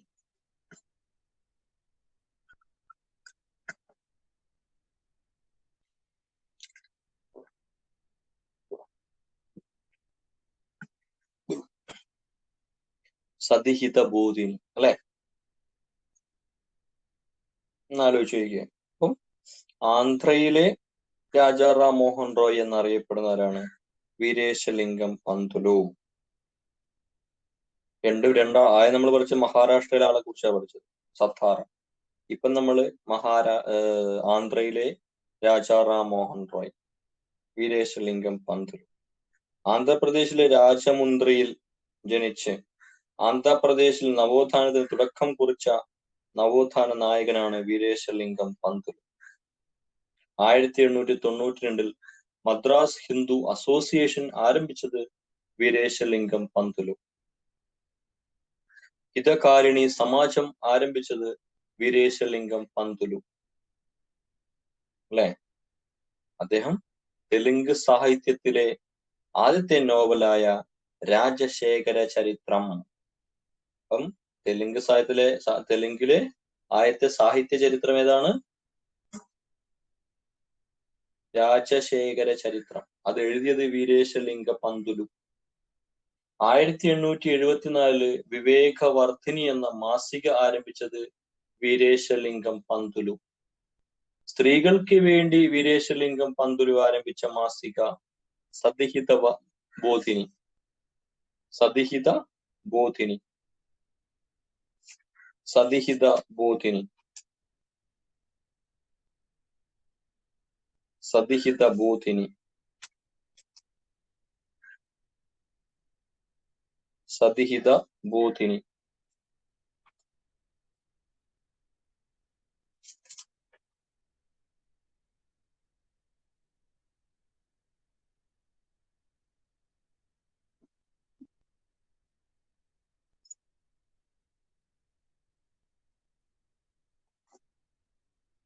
സതിഹിത ബോധിനി.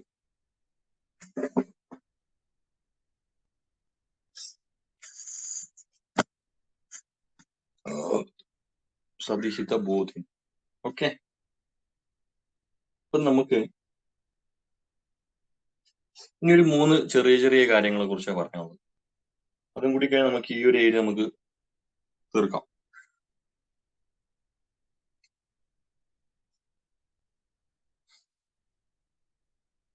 അതിലേക്ക് 2 ഡൗട്ട് വരുന്ന 2 ഒരേപോലത്തെ പേരുകൾ വരുന്ന ഒരു സംഭവം, അതിനെ കുറിച്ചാണ് പറയാൻ പോകുന്നത്. ദേവസമാജം ആൻഡ് വേദസമാജം. ദേവസമാജം അത് ആദ്യം എഴുതാം. വേദസമാജം നമ്മൾ പഠിച്ചു, അതിൽ പഠിച്ച നമ്മൾ പഠിച്ച ഒരാൾ അതിലുണ്ട്. ഈ ദേവസമാജം സ്ഥാപിച്ചത് 1887 ലാഹോറിൽ വെച്ചിട്ടാണ്. 1887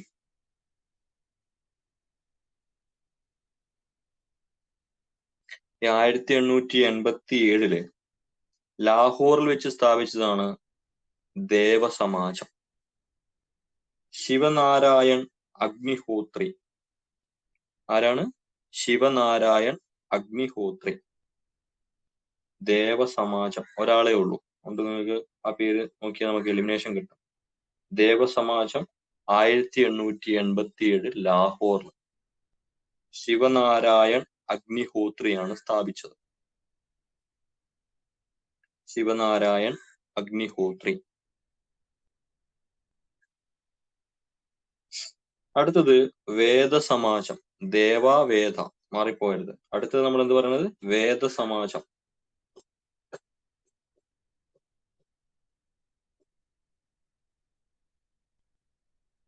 വേദസമാജം. വേദം. വേദസമാജം. വേദസമാജത്തിന്റെ പ്രത്യേകത, അതാണ് ആദ്യം ആരംഭിച്ചത് 1864 മദ്രാസില്. കാരണം നമ്മൾ കേരളത്തിലാണ്. നമുക്ക് കേരളത്തിൽ ആദ്യം എത്തുന്നത് എവിടെയാ? മദ്രാസിലാണ് അല്ലെ? അതിനുശേഷമല്ലേ ലാഹോറിൽ എത്തുള്ളൂ. അങ്ങനെയൊക്കെ നോക്കുക, വർഷം വെച്ച് നോക്കുമ്പോൾ 1864 മദ്രാസ്.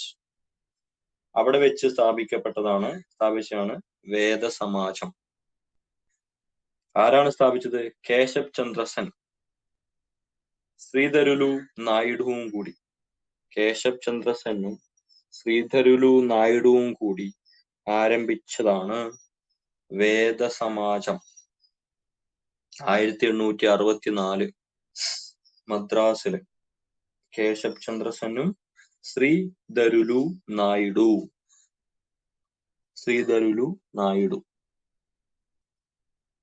ഇവരാരംഭിച്ചതാണ് എന്ത്? വേദസമാജം. മറ്റേതായിരുന്നു ആദ്യം പറഞ്ഞത്? ദേവസമാജം.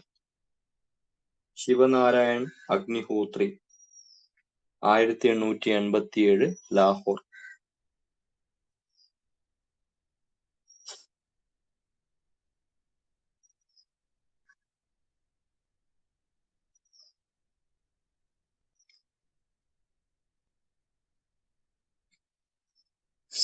ഓക്കെ, അടുത്തത് യങ് ബംഗാൾ പ്രസ്ഥാനം.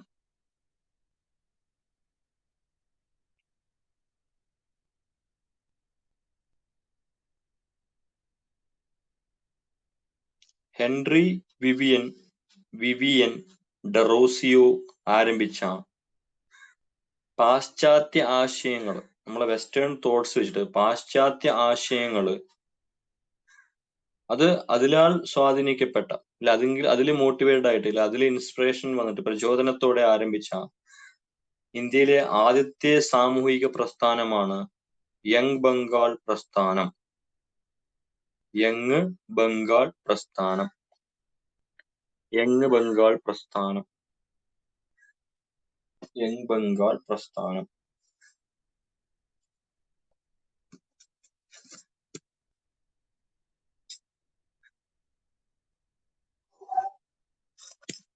യങ് ബംഗാൾ പ്രസ്ഥാനം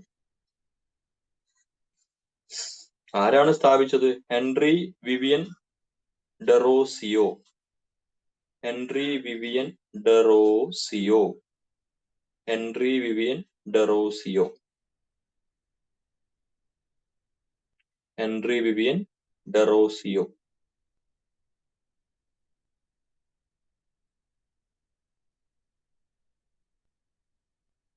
യങ് ബംഗാൾ പ്രസ്ഥാനത്തിന്റെ ഔദ്യോഗിക പത്രിക ഞാൻ വേഷൻ. ഞാനല്ല, ഞാൻ, ജ്ഞാനം, ജ്ഞാനം, ഞാൻ version.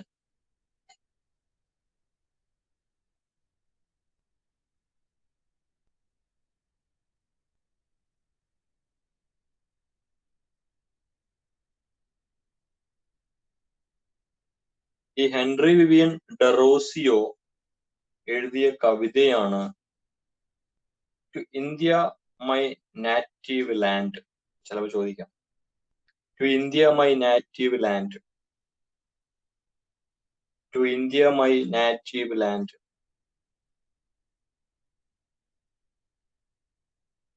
To India my native land എന്ന കവിത ആരാണ്? ഹെൻറി വിവിയൻ ഡെറോസിയോ.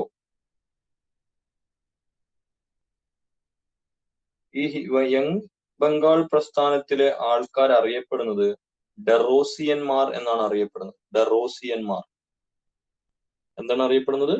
ഡെറോസിയന്മാർ. ഡെറോസിയന്മാർ. അപ്പൊ ഓക്കെ, യങ് ബംഗാൾ പ്രസ്ഥാനം ആരാണ്? ഹെൻറി വിവിയൻ ഡെറോസിയോ. ഔദ്യോഗിക പത്രം ഞാൻ വേഷൻ. Okay, to India my native land Henry Vivian Derozio എഴുതിയ കവിതയാണ്. ഡെറോസിയന്മാരെന്നാണ് അറിയപ്പെടുന്നത്.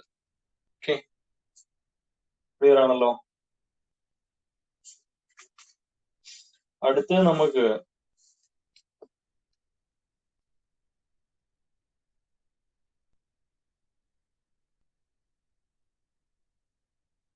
Theosophical society.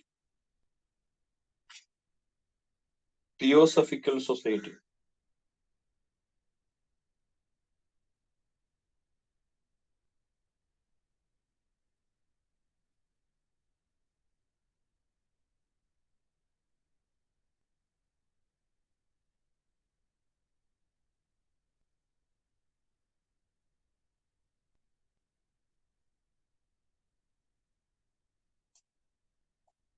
Theosophical society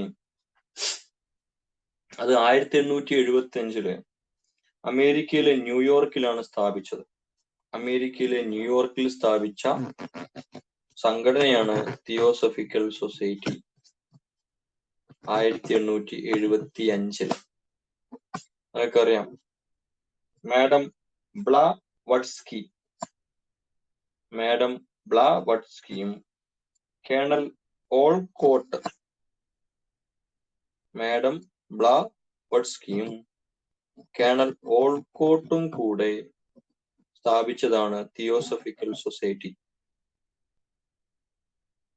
Annie Besant വരാൻ പാടില്ല, ആനി ബസന്റ് കാര്യം പറയാം.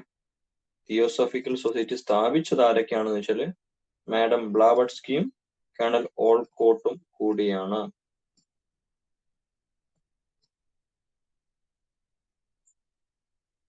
ആയിരത്തി 1875 എവിടെയാണ്?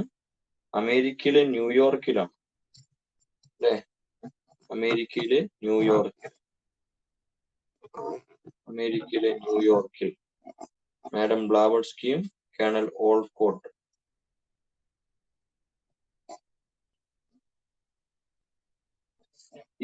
അതിന്റെ മറ്റൊരു പേരാണ് ബ്രഹ്മവിദ്യാ സംഘം.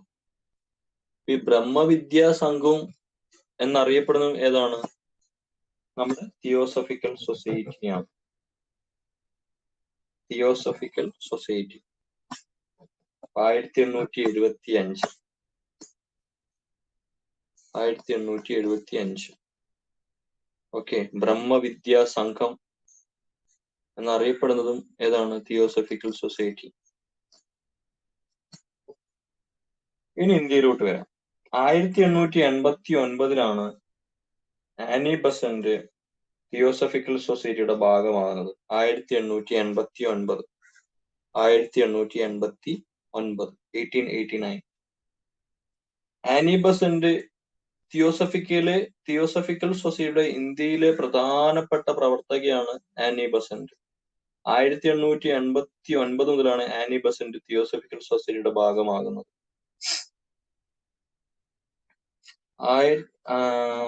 ഇന്ത്യയിൽ തിയോസഫിക്കൽ സൊസൈറ്റിയുടെ ആസ്ഥാനം എന്നറിയപ്പെടുന്നത് അടയാറാണ്, മദ്രാസിലെ അടയാർ.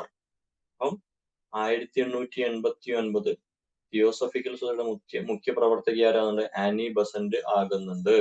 എവിടെയാണ് അതിന്റെ ആസ്ഥാനം? മദ്രാസിലെ അടയാർ. മദ്രാസിലെ അടയാർ. ഈ തിയോസഫിക്കൽ സൊസൈറ്റിയുടെ ആനി ബസന്റ് അധ്യക്ഷത വഹിച്ചത് 1907. 1907 തിയോസഫിക്കൽ സൊസൈറ്റിയുടെ ആനി ബസന്റ് തിയോസഫിക്കൽ സൊസൈറ്റിയുടെ അധ്യക്ഷത വഹിച്ചത് 1907.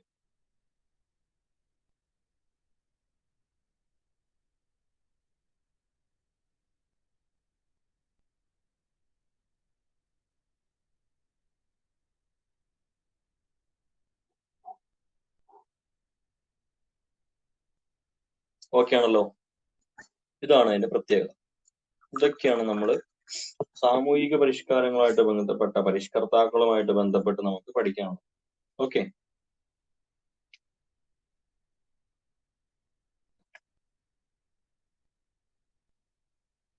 ഒന്ന് വായിച്ചു നോക്കിയേ. വായിച്ചു നോക്കിയേ. വായിച്ചു വന്നപ്പം എന്നാലും നിങ്ങൾക്ക് വിട്ടുപോയ കാര്യങ്ങളൊക്കെ അതിന്റെ കിട്ടത്തും സ്പീഡിൽ എഴുതുമ്പോൾ.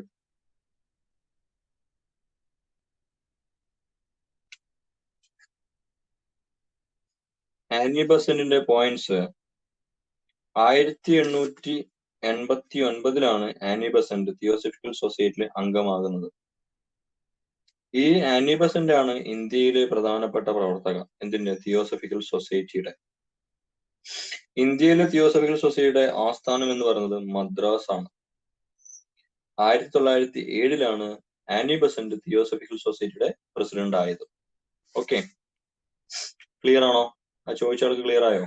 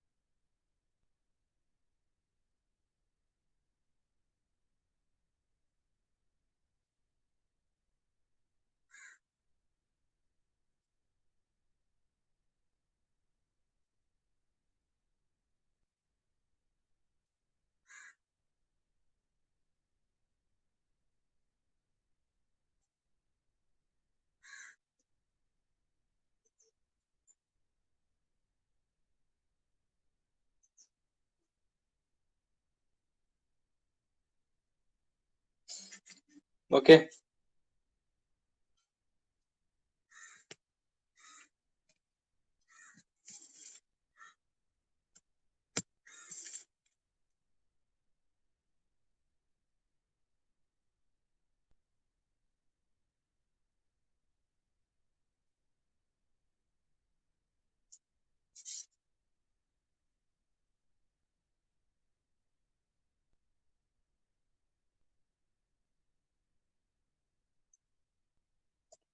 നമ്മള് ഭാരതീയ വിദ്യാഭ്യാസ ചരിത്രത്തെ കുറിച്ചാണ് നമുക്ക് പഠിക്കാനുള്ളത്. ഓക്കെ,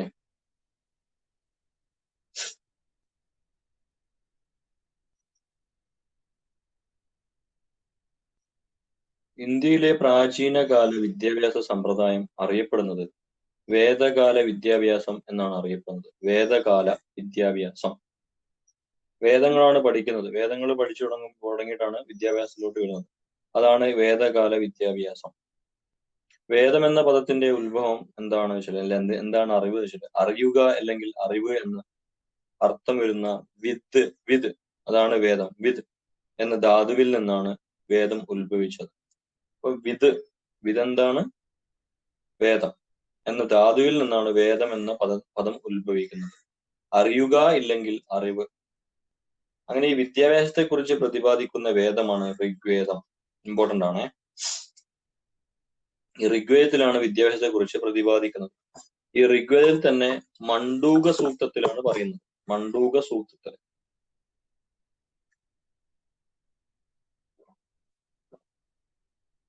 മണ്ഡൂക സൂക്തം.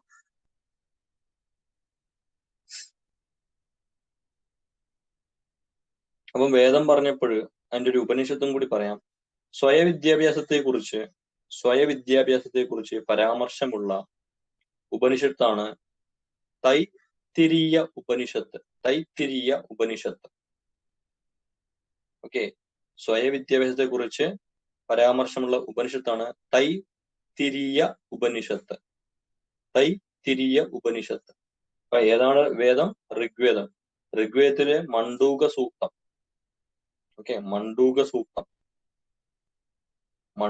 സൂക്തത്തിലാണ്, ഋഗ്വേദത്തിലെ മണ്ഡൂക സൂക്തത്തിലാണ് വേദത്തെ കുറിച്ച് അല്ലെ വിദ്യാഭ്യാസത്തെ കുറിച്ച് പ്രതിപാദിക്കുന്നത്. അതിനെക്കുറിച്ച് പ്രതിപാദിക്കുന്ന ഉപനിഷത്താണ് തൈത്തിരീയ ഉപനിഷത്ത്.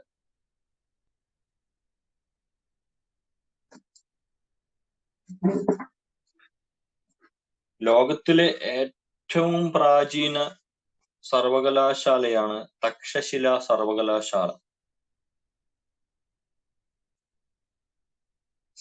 അതിന്റെ അവശിഷ്ടങ്ങള് എവിടേക്കാണ് കണ്ടെത്തിയത്? റാവൽപിണ്ടി. ഇവിടെ പാകിസ്ഥാനിലെ റാവൽപിണ്ടിയിലാണ് തക്ഷശിലയുടെ അവശിഷ്ടങ്ങൾ കണ്ടെത്തിയത്.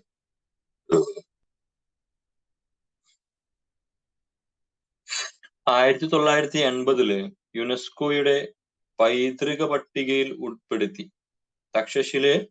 തക്ഷശില സർവകലാശാലയെ യുനെസ്കോയുടെ ലോക പൈതൃക പട്ടികയിൽ, വേൾഡ് ഹെറിറ്റേജ് സൈറ്റ് എന്ന് പറയും, ഉൾപ്പെടുത്തിയ വർഷമാണ് 1980. 1980 തക്ഷശില സർവകലാശാല യുനെസ്കോയുടെ ലോക പൈതൃക പട്ടികയിൽ ഉൾപ്പെടുത്തിയത്. എവിടെയാണ്? പാകിസ്ഥാനിലെ റാവൽപിണ്ടി.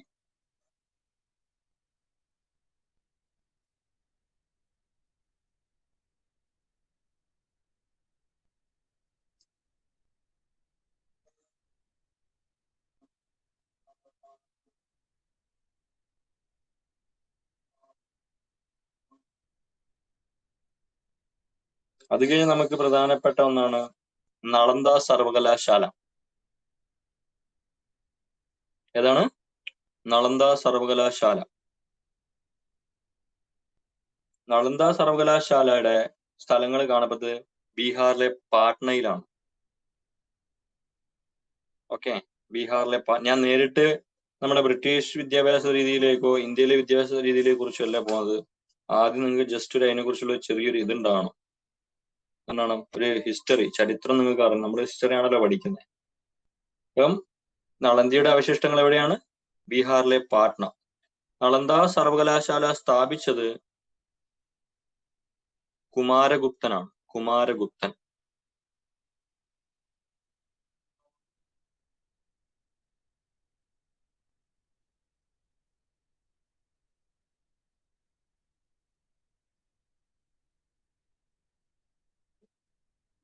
നളന്ദ സർവകലാശാലയുമായി ബന്ധമുണ്ടായിരുന്ന ഒരു പ്രധാനപ്പെട്ട രാജാവാണ് ഹർഷവർദ്ധൻ. ആരാണ്? ഹർഷവർദ്ധൻ. ഈ നളന്ദ സർവകലാശാലയെ കുറിച്ചുള്ള വിവരങ്ങൾ രേഖപ്പെടുത്തിയ, അല്ലെങ്കിൽ അത് സന്ദർശിച്ച ചൈനീസ് സഞ്ചാരികൾ ചോദിച്ചിട്ടുണ്ട് ഒരു തവണ. അതൊന്ന് ഹുയാൻസാങ്ങും ഇറ്റ്സിങ്ങുമാണ്. ഹുയാൻസാങ്ങും ഇറ്റ്സിങ്ങുമാണ് നളന്ദ സർവകലാശാല സന്ദർശിച്ച ചൈനീസ് സഞ്ചാരികൾ. അപ്പം ബന്ധമുണ്ടായിരുന്ന രാജാവ് ഹർഷവർദ്ധൻ. നളന്ദ സർവകലാശാല ആക്രമിച്ച് നശിപ്പിച്ചത് ആരാണെന്ന് ചോദിച്ചാല് ബക്തിയാർ ഖിൽജി. ബക്തിയാർ ഖിൽജിയാണ് നളന്ദ സർവകലാശാല ആക്രമിച്ച് നശിപ്പിച്ചത്. ബക്തിയാർ ഖിൽജി.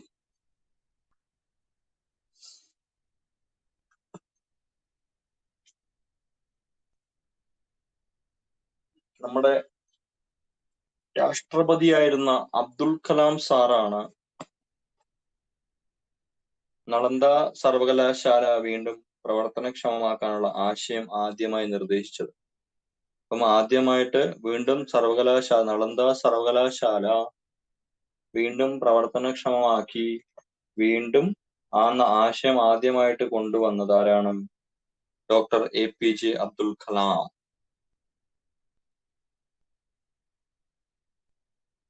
അതിനുവേണ്ടി അതിന്റെ സാമ്പത്തിക സഹായങ്ങളും മറ്റു കാര്യങ്ങളൊക്കെ വീണ്ടും പ്രവർത്തനക്ഷമമാക്കാൻ വേണ്ടി, ഇല്ലെങ്കിൽ ആ നളന്ദ സർവകലാശാലയുടെ പുനരുദ്ധാരണത്തിൽ സഹകരിച്ച അന്താരാഷ്ട്ര സംഘടനയാണ് ആസിയാൻ.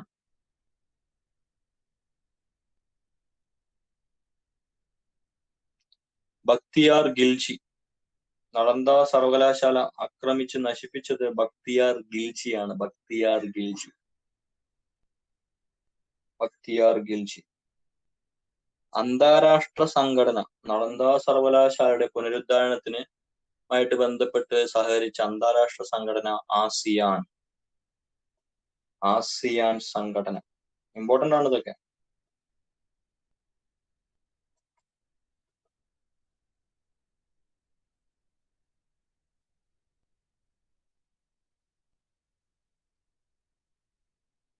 അങ്ങനെ 2010 നവംബർ 25 എന്തായിട്ട് ആരംഭിച്ചു? സർവകലാശാല വീണ്ടും പ്രവർത്തനം ആരംഭിച്ചു. പക്ഷെ അത് കഴിഞ്ഞ് 4 വർഷം 2014 സെപ്റ്റംബർ 1 മുതലാണ് അക്കാദമിക് ആയിട്ടുള്ള വർഷം ആരംഭിച്ചത്.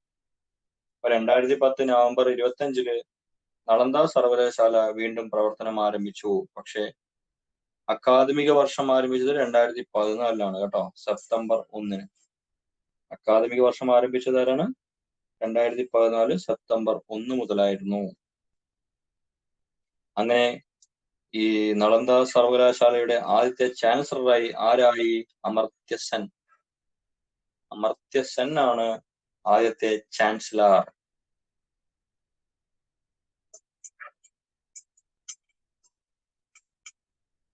(2016) നളന്ദ സർവകലാശാലയും യുനെസ്കോയുടെ പൈതൃക പട്ടികയിൽ ഇടം നേടി. അപ്പം 1980-ലാണ് തക്ഷശില. പക്ഷെ 2016 ഏത്? നമ്മുടെ നളന്ദ സർവകലാശാല. ഓക്കെ.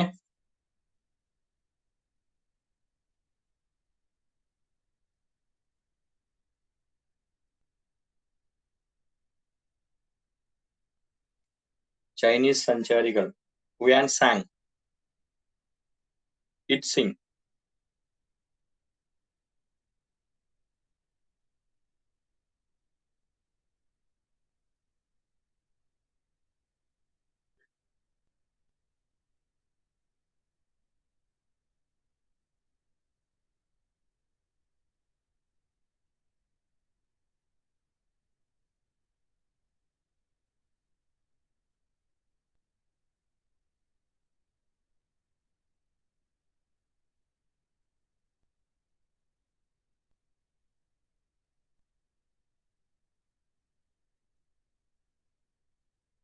അങ്ങനെ ബ്രിട്ടീഷുകാർ ഇന്ത്യയിൽ അത് കഴിഞ്ഞു.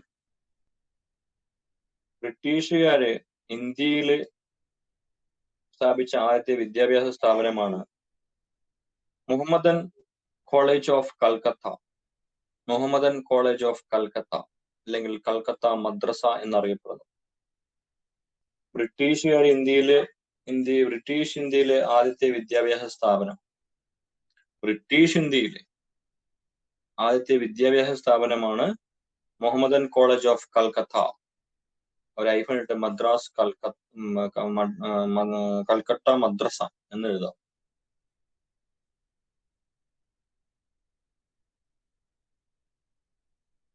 അതെന്തിനാണ്? പേർഷ്യൻ അറബിക് ഭാഷകളുടെ പഠനത്തിനാണ് കൽക്കത്ത മദ്രസ സ്ഥാപിച്ചത്. ആരാ സ്ഥാപിച്ചേ? Warren Hastings. ഏത് വർഷം? 1780. ഓക്കെ, അപ്പൊ എങ്ങനെ എഴുതേണ്ടത്? വാറൻ ഹേസ്റ്റിങ്സ് 1780 പേർഷ്യൻ അറബിക് ഭാഷകളുടെ പഠനത്തിനായി കൽക്കത്ത മദ്രസ സ്ഥാപിച്ചു.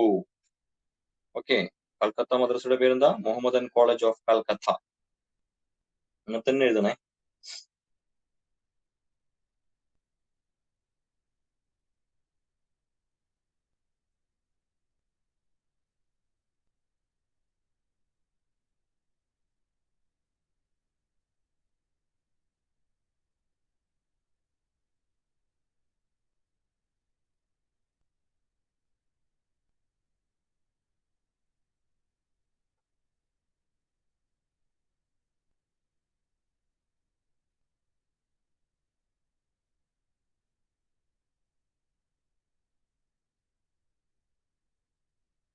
അടുത്തത്, അങ്ങനെ ആദ്യത്തെ അത് നമ്മൾ സ്ഥാപിച്ചു. പേർഷ്യനും അറബിക്കും പഠിക്കാനുള്ള കാര്യങ്ങൾ പറഞ്ഞു.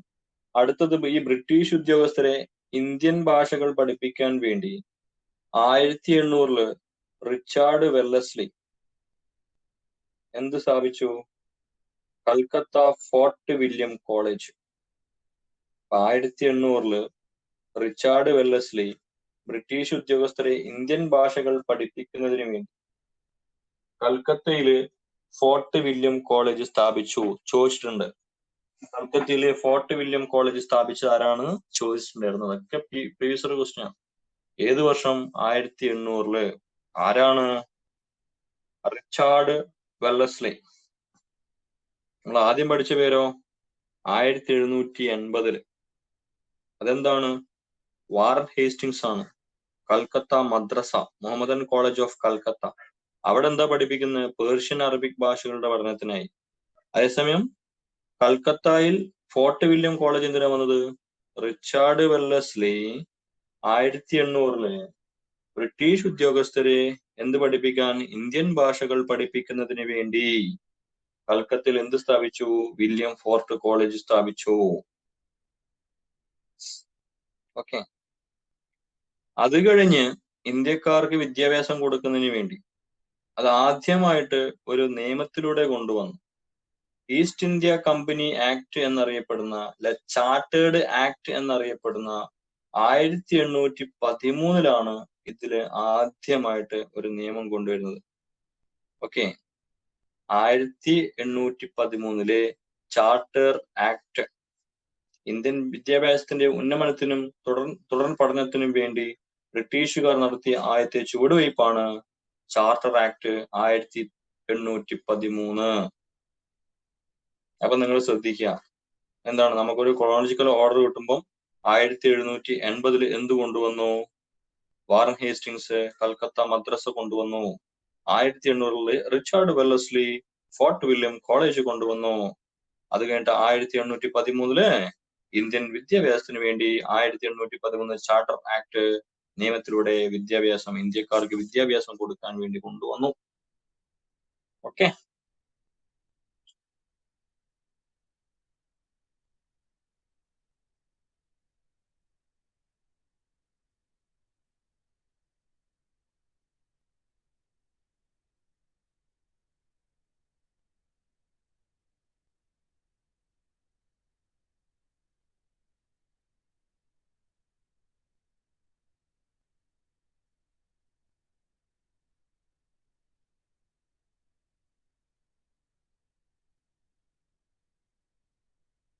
യെസ്.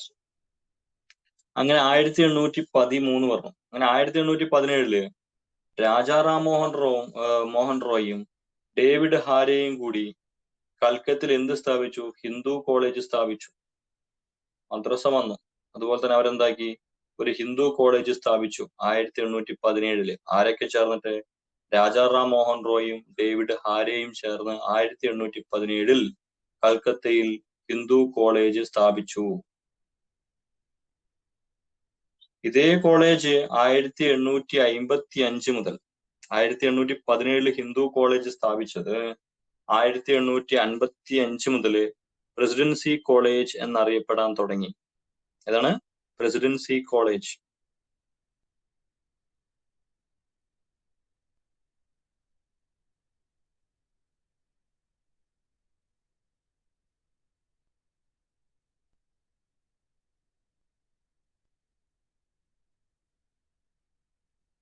ഇന്ത്യയില് ഇംഗ്ലീഷ് വിദ്യാഭ്യാസം, ഇന്ത്യൻ വിദ്യാഭ്യാസത്തെ ഇംഗ്ലീഷ് വൽക്കരിക്കല് പാശ്ചാത്യവൽക്കരണത്തിന് കാരണമായ സംഭവങ്ങളാണ്. പക്ഷെ അതിന് മുന്നിട്ട് നിന്നത് ആരാണ്? മക്കാളെയാണ്, അല്ലെ? അതെന്താണ്? 1835 മക്കാളെ മിനിറ്റ്സ്, അല്ലെ? മക്കാളെ മിനിറ്റ്സിലാണ് എന്താണ് ഇന്ത്യയിൽ ഇംഗ്ലീഷ് വിദ്യാഭ്യാസത്തിന് അടിത്തറയിട്ട റിപ്പോർട്ട്. അതിലാണ് എന്ത് പറയുന്നത്? ഇംഗ്ലീഷ് ഭാഷയെ കുറിച്ച് തുടങ്ങാൻ വേണ്ടി പറയുന്നത്. എന്തിനെ കുറിച്ചാ പറയുന്നത്? ഡൗൺവേർഡ് ഫിൽട്രേഷൻ തിയറി എന്നറിയപ്പെടുന്ന, അതിന്റെ മലയാളം പറയുമ്പം അരിച്ചിറക്കൽ സിദ്ധാന്തം. ഡൗൺവേർഡ് ഫിൽട്രേഷൻ തിയറി അഥവാ അരിച്ചിറക്കൽ സിദ്ധാന്തം എന്നറിയപ്പെടുന്നത് എന്താണ്? മക്കാളെ മിനിറ്റ്സ് ആണ്. മക്കാളെ പറയുന്നത് രക്തത്തിലും വർണ്ണത്തിലും ഇന്ത്യക്കാരനായിരിക്കണം, പക്ഷെ അഭിരുചിയിലും അഭിപ്രായത്തിലും ബുദ്ധിയിലും അവരെ സപ്പോർട്ട് ചെയ്യണം. മനസ്സിലായില്ലേ? വിദ്യാഭ്യാസം കൊടുത്തിട്ട് ഇംഗ്ലീഷുകാരെ സപ്പോർട്ട് ചെയ്യിക്കാം. അതാണ് മക്കാളെ പ്രഭു. അങ്ങനെ എന്താണ് മക്കാളെ അഭിപ്രായപ്പെടുത്താനാണ്. രക്തത്തിലും വർണ്ണത്തിലും ഇംഗ്ലീഷുകാരനും അഭിരുചിയിലും അഭിപ്രായത്തിലും ധാർമ്മികതയിലും ബുദ്ധിയിലും ഇംഗ്ലീഷുകാരനുമായ ഒരു വർഗത്തെ സൃഷ്ടിക്കുക എന്നതാണ് നമ്മുടെ ലക്ഷ്യമെന്ന് അഭിപ്രായപ്പെട്ടത് മക്കാളെയാണ്.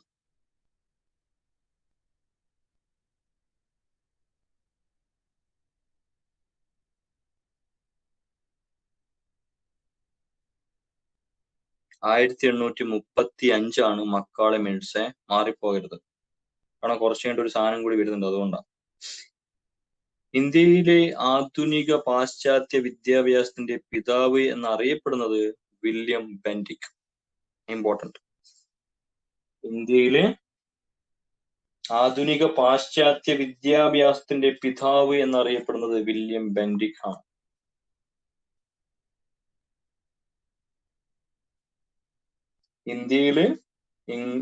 ഇന്ത്യയിലെ ആധുനിക പാശ്ചാത്യ വിദ്യാഭ്യാസത്തിന്റെ പിതാവ് എന്നറിയപ്പെടുന്നത് ആരാണ്?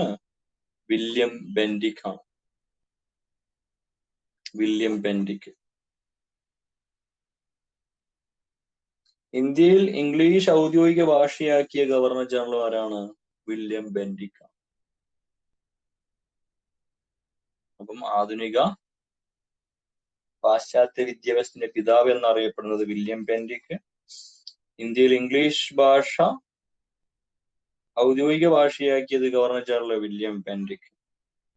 മറ്റൊരു പോയിന്റ്, ഇന്ത്യയിൽ കോടതി ഭാഷ പേർഷ്യനിൽ നിന്നും ഇംഗ്ലീഷിലേക്ക് മാറ്റിയ ഗവർണർ ജനറലും വില്യം ബെന്റിക് ആണ്.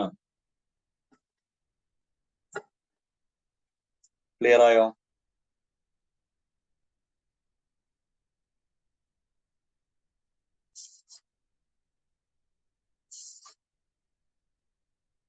ഒന്നുകൂടെ പറയൂ സർ.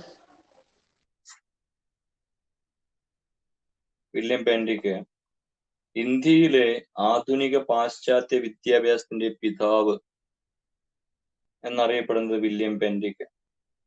ഇന്ത്യയിൽ ഇംഗ്ലീഷ് ഔദ്യോഗിക ഭാഷയാക്കിയ ഗവർണർ ജനറൽ വില്യം ബെന്റിക്. ഇന്ത്യയിൽ കോടതി ഭാഷ പേർഷ്യനിൽ നിന്നും ഇംഗ്ലീഷിലേക്ക് മാറ്റിയ ഗവർണർ ജനറൽ വില്യം ബെന്റിക്. അപ്പൊ മക്കാളെ മിനിറ്റ്സ് ആണ് ഇന്ത്യയിൽ ഇംഗ്ലീഷ് വിദ്യാഭ്യാസത്തിന് അടിത്തറയിട്ട report. Macaulay minutes, downward filtration theory, അരിച്ചിറക്കൽ സിദ്ധാന്തം 1835, ഇതൊക്കെ എന്താണ്? മക്കാളെ മിനിറ്റ്സ് ആണ്.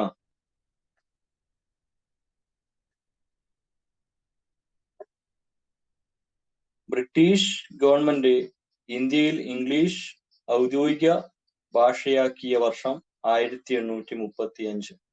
മക്കാളെ മിനിറ്റ്സ് വന്നു. മക്കാളെ മിനിറ്റ്സ് വന്നപ്പോൾ തന്നെ എന്ത് പറഞ്ഞു? ബ്രിട്ടീഷ് ഗവൺമെന്റ് എന്താക്കി? ഇംഗ്ലീഷ് ആണ് ഇന്ത്യയുടെ ഔദ്യോഗിക ഭാഷ. അതേത് വർഷം? 1835. ഓക്കെ. ഇന്ത്യയിൽ ഇംഗ്ലീഷ് വിദ്യാഭ്യാസത്തിന് മാഗ്ന കാർട്ട എന്നറിയപ്പെടുന്നതാണ് വുഡ്സിന്റെ ഡെസ്പാച്ച്. വുഡ്സ് ഡെസ്പാച്ച് എന്ന് പറയും. 1854. ഇത് വേറെ തന്നെ ഒന്ന് അണ്ടർലൈൻ ചെയ്ത് നോക്കുക, അല്ലെങ്കിൽ ഒരു കോളൊന്ന് കാക്കി വെക്കണം. ഇതിൽ ഇമ്പോർട്ടന്റ് ആയിട്ട് എന്ത് വേണം ചെയ്യാം. മക്കാളെ മിനിറ്റ്സും വുഡ്സ് ഡെസ്പാച്ചും മാറിപ്പോവാൻ പാടില്ല. വർഷം മാറരുത്. 1835. Wood's despatch 1854. ഓക്കെ. അപ്പൊ നമ്മൾ പറഞ്ഞത് എന്താണ്? ഇന്ത്യയിലെ പ്രാചീന വിദ്യാഭ്യാസ കാലത്തെ കുറിച്ച്, വേദകാല വിദ്യാഭ്യാസം. എന്താണ് വേദം? അറിയുക അല്ലെങ്കിൽ അറിവ് എന്ന അർത്ഥം വരുന്ന വിത്ത് ആണ് വേദം. ഓക്കെ. ഏത്? ഋഗ്വേദത്തിലെ മണ്ഡൂക സൂക്തത്തിലാണ് വേദം, വിദ്യാഭ്യാസത്തെ കുറിച്ച് പ്രതിപാദിക്കുന്ന വേദം. ഏതാണ്? ഋഗ്വേദത്തിലെ മണ്ഡൂക സൂക്തം. തൈത്തരീയ ഉപനിഷത്തിലാണ് വിദ്യാഭ്യാസത്തെ കുറിച്ച് പരാമർശിക്കുന്ന ഉപനിഷത്ത്. തൈത്തരീയ ഉപനിഷത്ത്. ഓക്കെ. ഹിസ്റ്ററി പറയുകയാണെങ്കിൽ, വിദ്യാഭ്യാസത്തിന് ഹിസ്റ്ററി പറയുകയാണെങ്കിൽ തൈത്തരീയ ഉപനിഷത്ത്. ഓക്കെ. പ്രാചീന സർവകലാശാല തക്ഷശില. 1980 തക്ഷശില എന്തായി? ലോകത്തിലെ പൈതൃക പട്ടികയിൽ, യുനെസ്കോയുടെ പൈതൃക പട്ടികയിൽ ഉൾപ്പെടുത്തിയ വർഷം. ഈ വർഷം ഇമ്പോർട്ടന്റ് ആണ്. പാകിസ്ഥാനിലെ റാവൽപിണ്ടിയിലാണ് തക്ഷശിലയുടെ എന്ത് കാണപ്പെടുന്നത്? അവശിഷ്ടങ്ങൾ കാണപ്പെടുന്നത്. നളന്ദയിലേക്ക് വരാം. നളന്ദയിലേക്ക് വരുമ്പോഴോ കുമാരഗുപ്തൻ സ്ഥാപിച്ചു. ബീഹാറിലെ പാട്നയിലാണ് കാണപ്പെടുന്നത്. പ്രധാനപ്പെട്ട ബന്ധമുണ്ടായിരുന്ന രാജാവ് ഹർഷവർദ്ധൻ. ആരാണ് നശിപ്പിച്ചത്? ബക്തിയാർ ഖിൽജി. ഹുയാൻ സാങ്ങും ഇറ്റ്സിങ്ങും എന്തുണ്ടായിരുന്നു? അത് സന്ദർശിച്ച ചൈനീസ് സഞ്ചാരികളായിരുന്നു. അങ്ങനെ നമ്മുടെ APJ അബ്ദുൽ കലാം സാറ് നളന്ദ സർവകലാശാല വീണ്ടും പ്രവർത്തനക്ഷമമാക്കാൻ ആദ്യമായിട്ട് നിർദ്ദേശിച്ചു. ആസിയാൻ സംഘടന അതിനെ സഹകരിച്ചു. അല്ലെ? 2010 നവംബർ 25 മുതൽ എന്തുപറ്റി? പ്രവർത്തനക്ഷമമായി. പ്രവർത്തനം ആരംഭിച്ചു. അക്കാദമിക് ഇയർ തുടങ്ങിയത് 2014 സെപ്റ്റംബർ 1. ആദ്യത്തെ ചാൻസലർ അമർത്യ സെൻ. അല്ലെ? അമർത്യ സെൻ. 2016 എന്താണ്? നളന്ദയും എന്തിലേക്ക് വന്നു? വേൾഡ് ഹെറിറ്റേജ് സൈറ്റിൽ വന്നു. യുനെസ്കോയുടെ പൈതൃക പട്ടികയിൽ ഇടം നേടി. ഓക്കെ.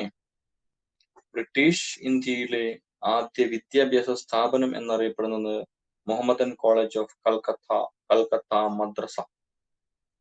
പേർഷ്യൻ, അറബിക് ഭാഷകൾ പഠിപ്പിക്കുന്നതിനായാണ് വാറൻ ഹേസ്റ്റിങ്സ് 1780. പ്ലീസ് അണ്ടർലൈൻ വർഷം. 1780 എന്ത് സ്ഥാപിച്ചത്? കൽക്കത്ത മദ്രസ. അങ്ങനെ 1800 Richard Wellesley Fort William college സ്ഥാപിച്ചു. ബ്രിട്ടീഷ് ഉദ്യോഗസ്ഥരെ എന്ത് പഠിപ്പിക്കാൻ? ഇന്ത്യൻ ഭാഷകളെ കുറിച്ച് പഠിപ്പിക്കാൻ. അങ്ങനെ അവര് വിദ്യാഭ്യാസത്തിന്റെ ഉന്നമനത്തിനായി ആദ്യം മുന്നോട്ട് വെച്ചതാണ് 1813 ചാർട്ടർ ആക്ട്. 1813 രാജാറാം മോഹൻ റോയും ഡേവിഡ് ഹാരയും ഹിന്ദു കോളേജ് സ്ഥാപിച്ചു. നമ്മൾ ഇവിടെ പറഞ്ഞിട്ടുണ്ട് നമ്മുടെ രാജാറാം മോഹൻ റോയുടെ കാര്യത്തിൽ. അങ്ങനെ ഇന്ത്യൻ വിദ്യാഭ്യാസത്തില് ഇംഗ്ലീഷിനെ കുറിച്ച് കൊണ്ടുവരാൻ വേണ്ടി നിർദ്ദേശിച്ച നിർദ്ദേശമാണ് മക്കാളെ മിനിറ്റ്സ് 1835. ഇന്ത്യയിൽ ഇംഗ്ലീഷ് വിദ്യാഭ്യാസത്തിന് അടിത്തറയിട്ടതാണ് മക്കാളെ മിനിറ്റ്സ് എന്നറിയപ്പെടുന്നത്. ഓക്കെ. ഇനി ഗവർണർ ജനറൽ ആരാണ്? William Bentinck. പാശ്ചാത്യ വിദ്യാഭ്യാസത്തിന്റെ പിതാവ് എന്നറിയപ്പെടുന്നു. ഔദ്യോഗിക ഭാഷയാക്കിയ ഗവർണർ ജനറൽ. കോടതി ഭാഷ പേർഷ്യനിൽ നിന്നും ഇംഗ്ലീഷിലേക്ക് മാറ്റിയ ഗവർണർ ജനറൽ. ഇന്ത്യൻ ഇംഗ്ലീഷ് വിദ്യാഭ്യാസത്തിന് മാഗ്ന കാർട്ട എന്നറിയപ്പെടുന്നത് വുഡ്സിന്റെ ഡെസ്പാച്ച്. ഓക്കെ.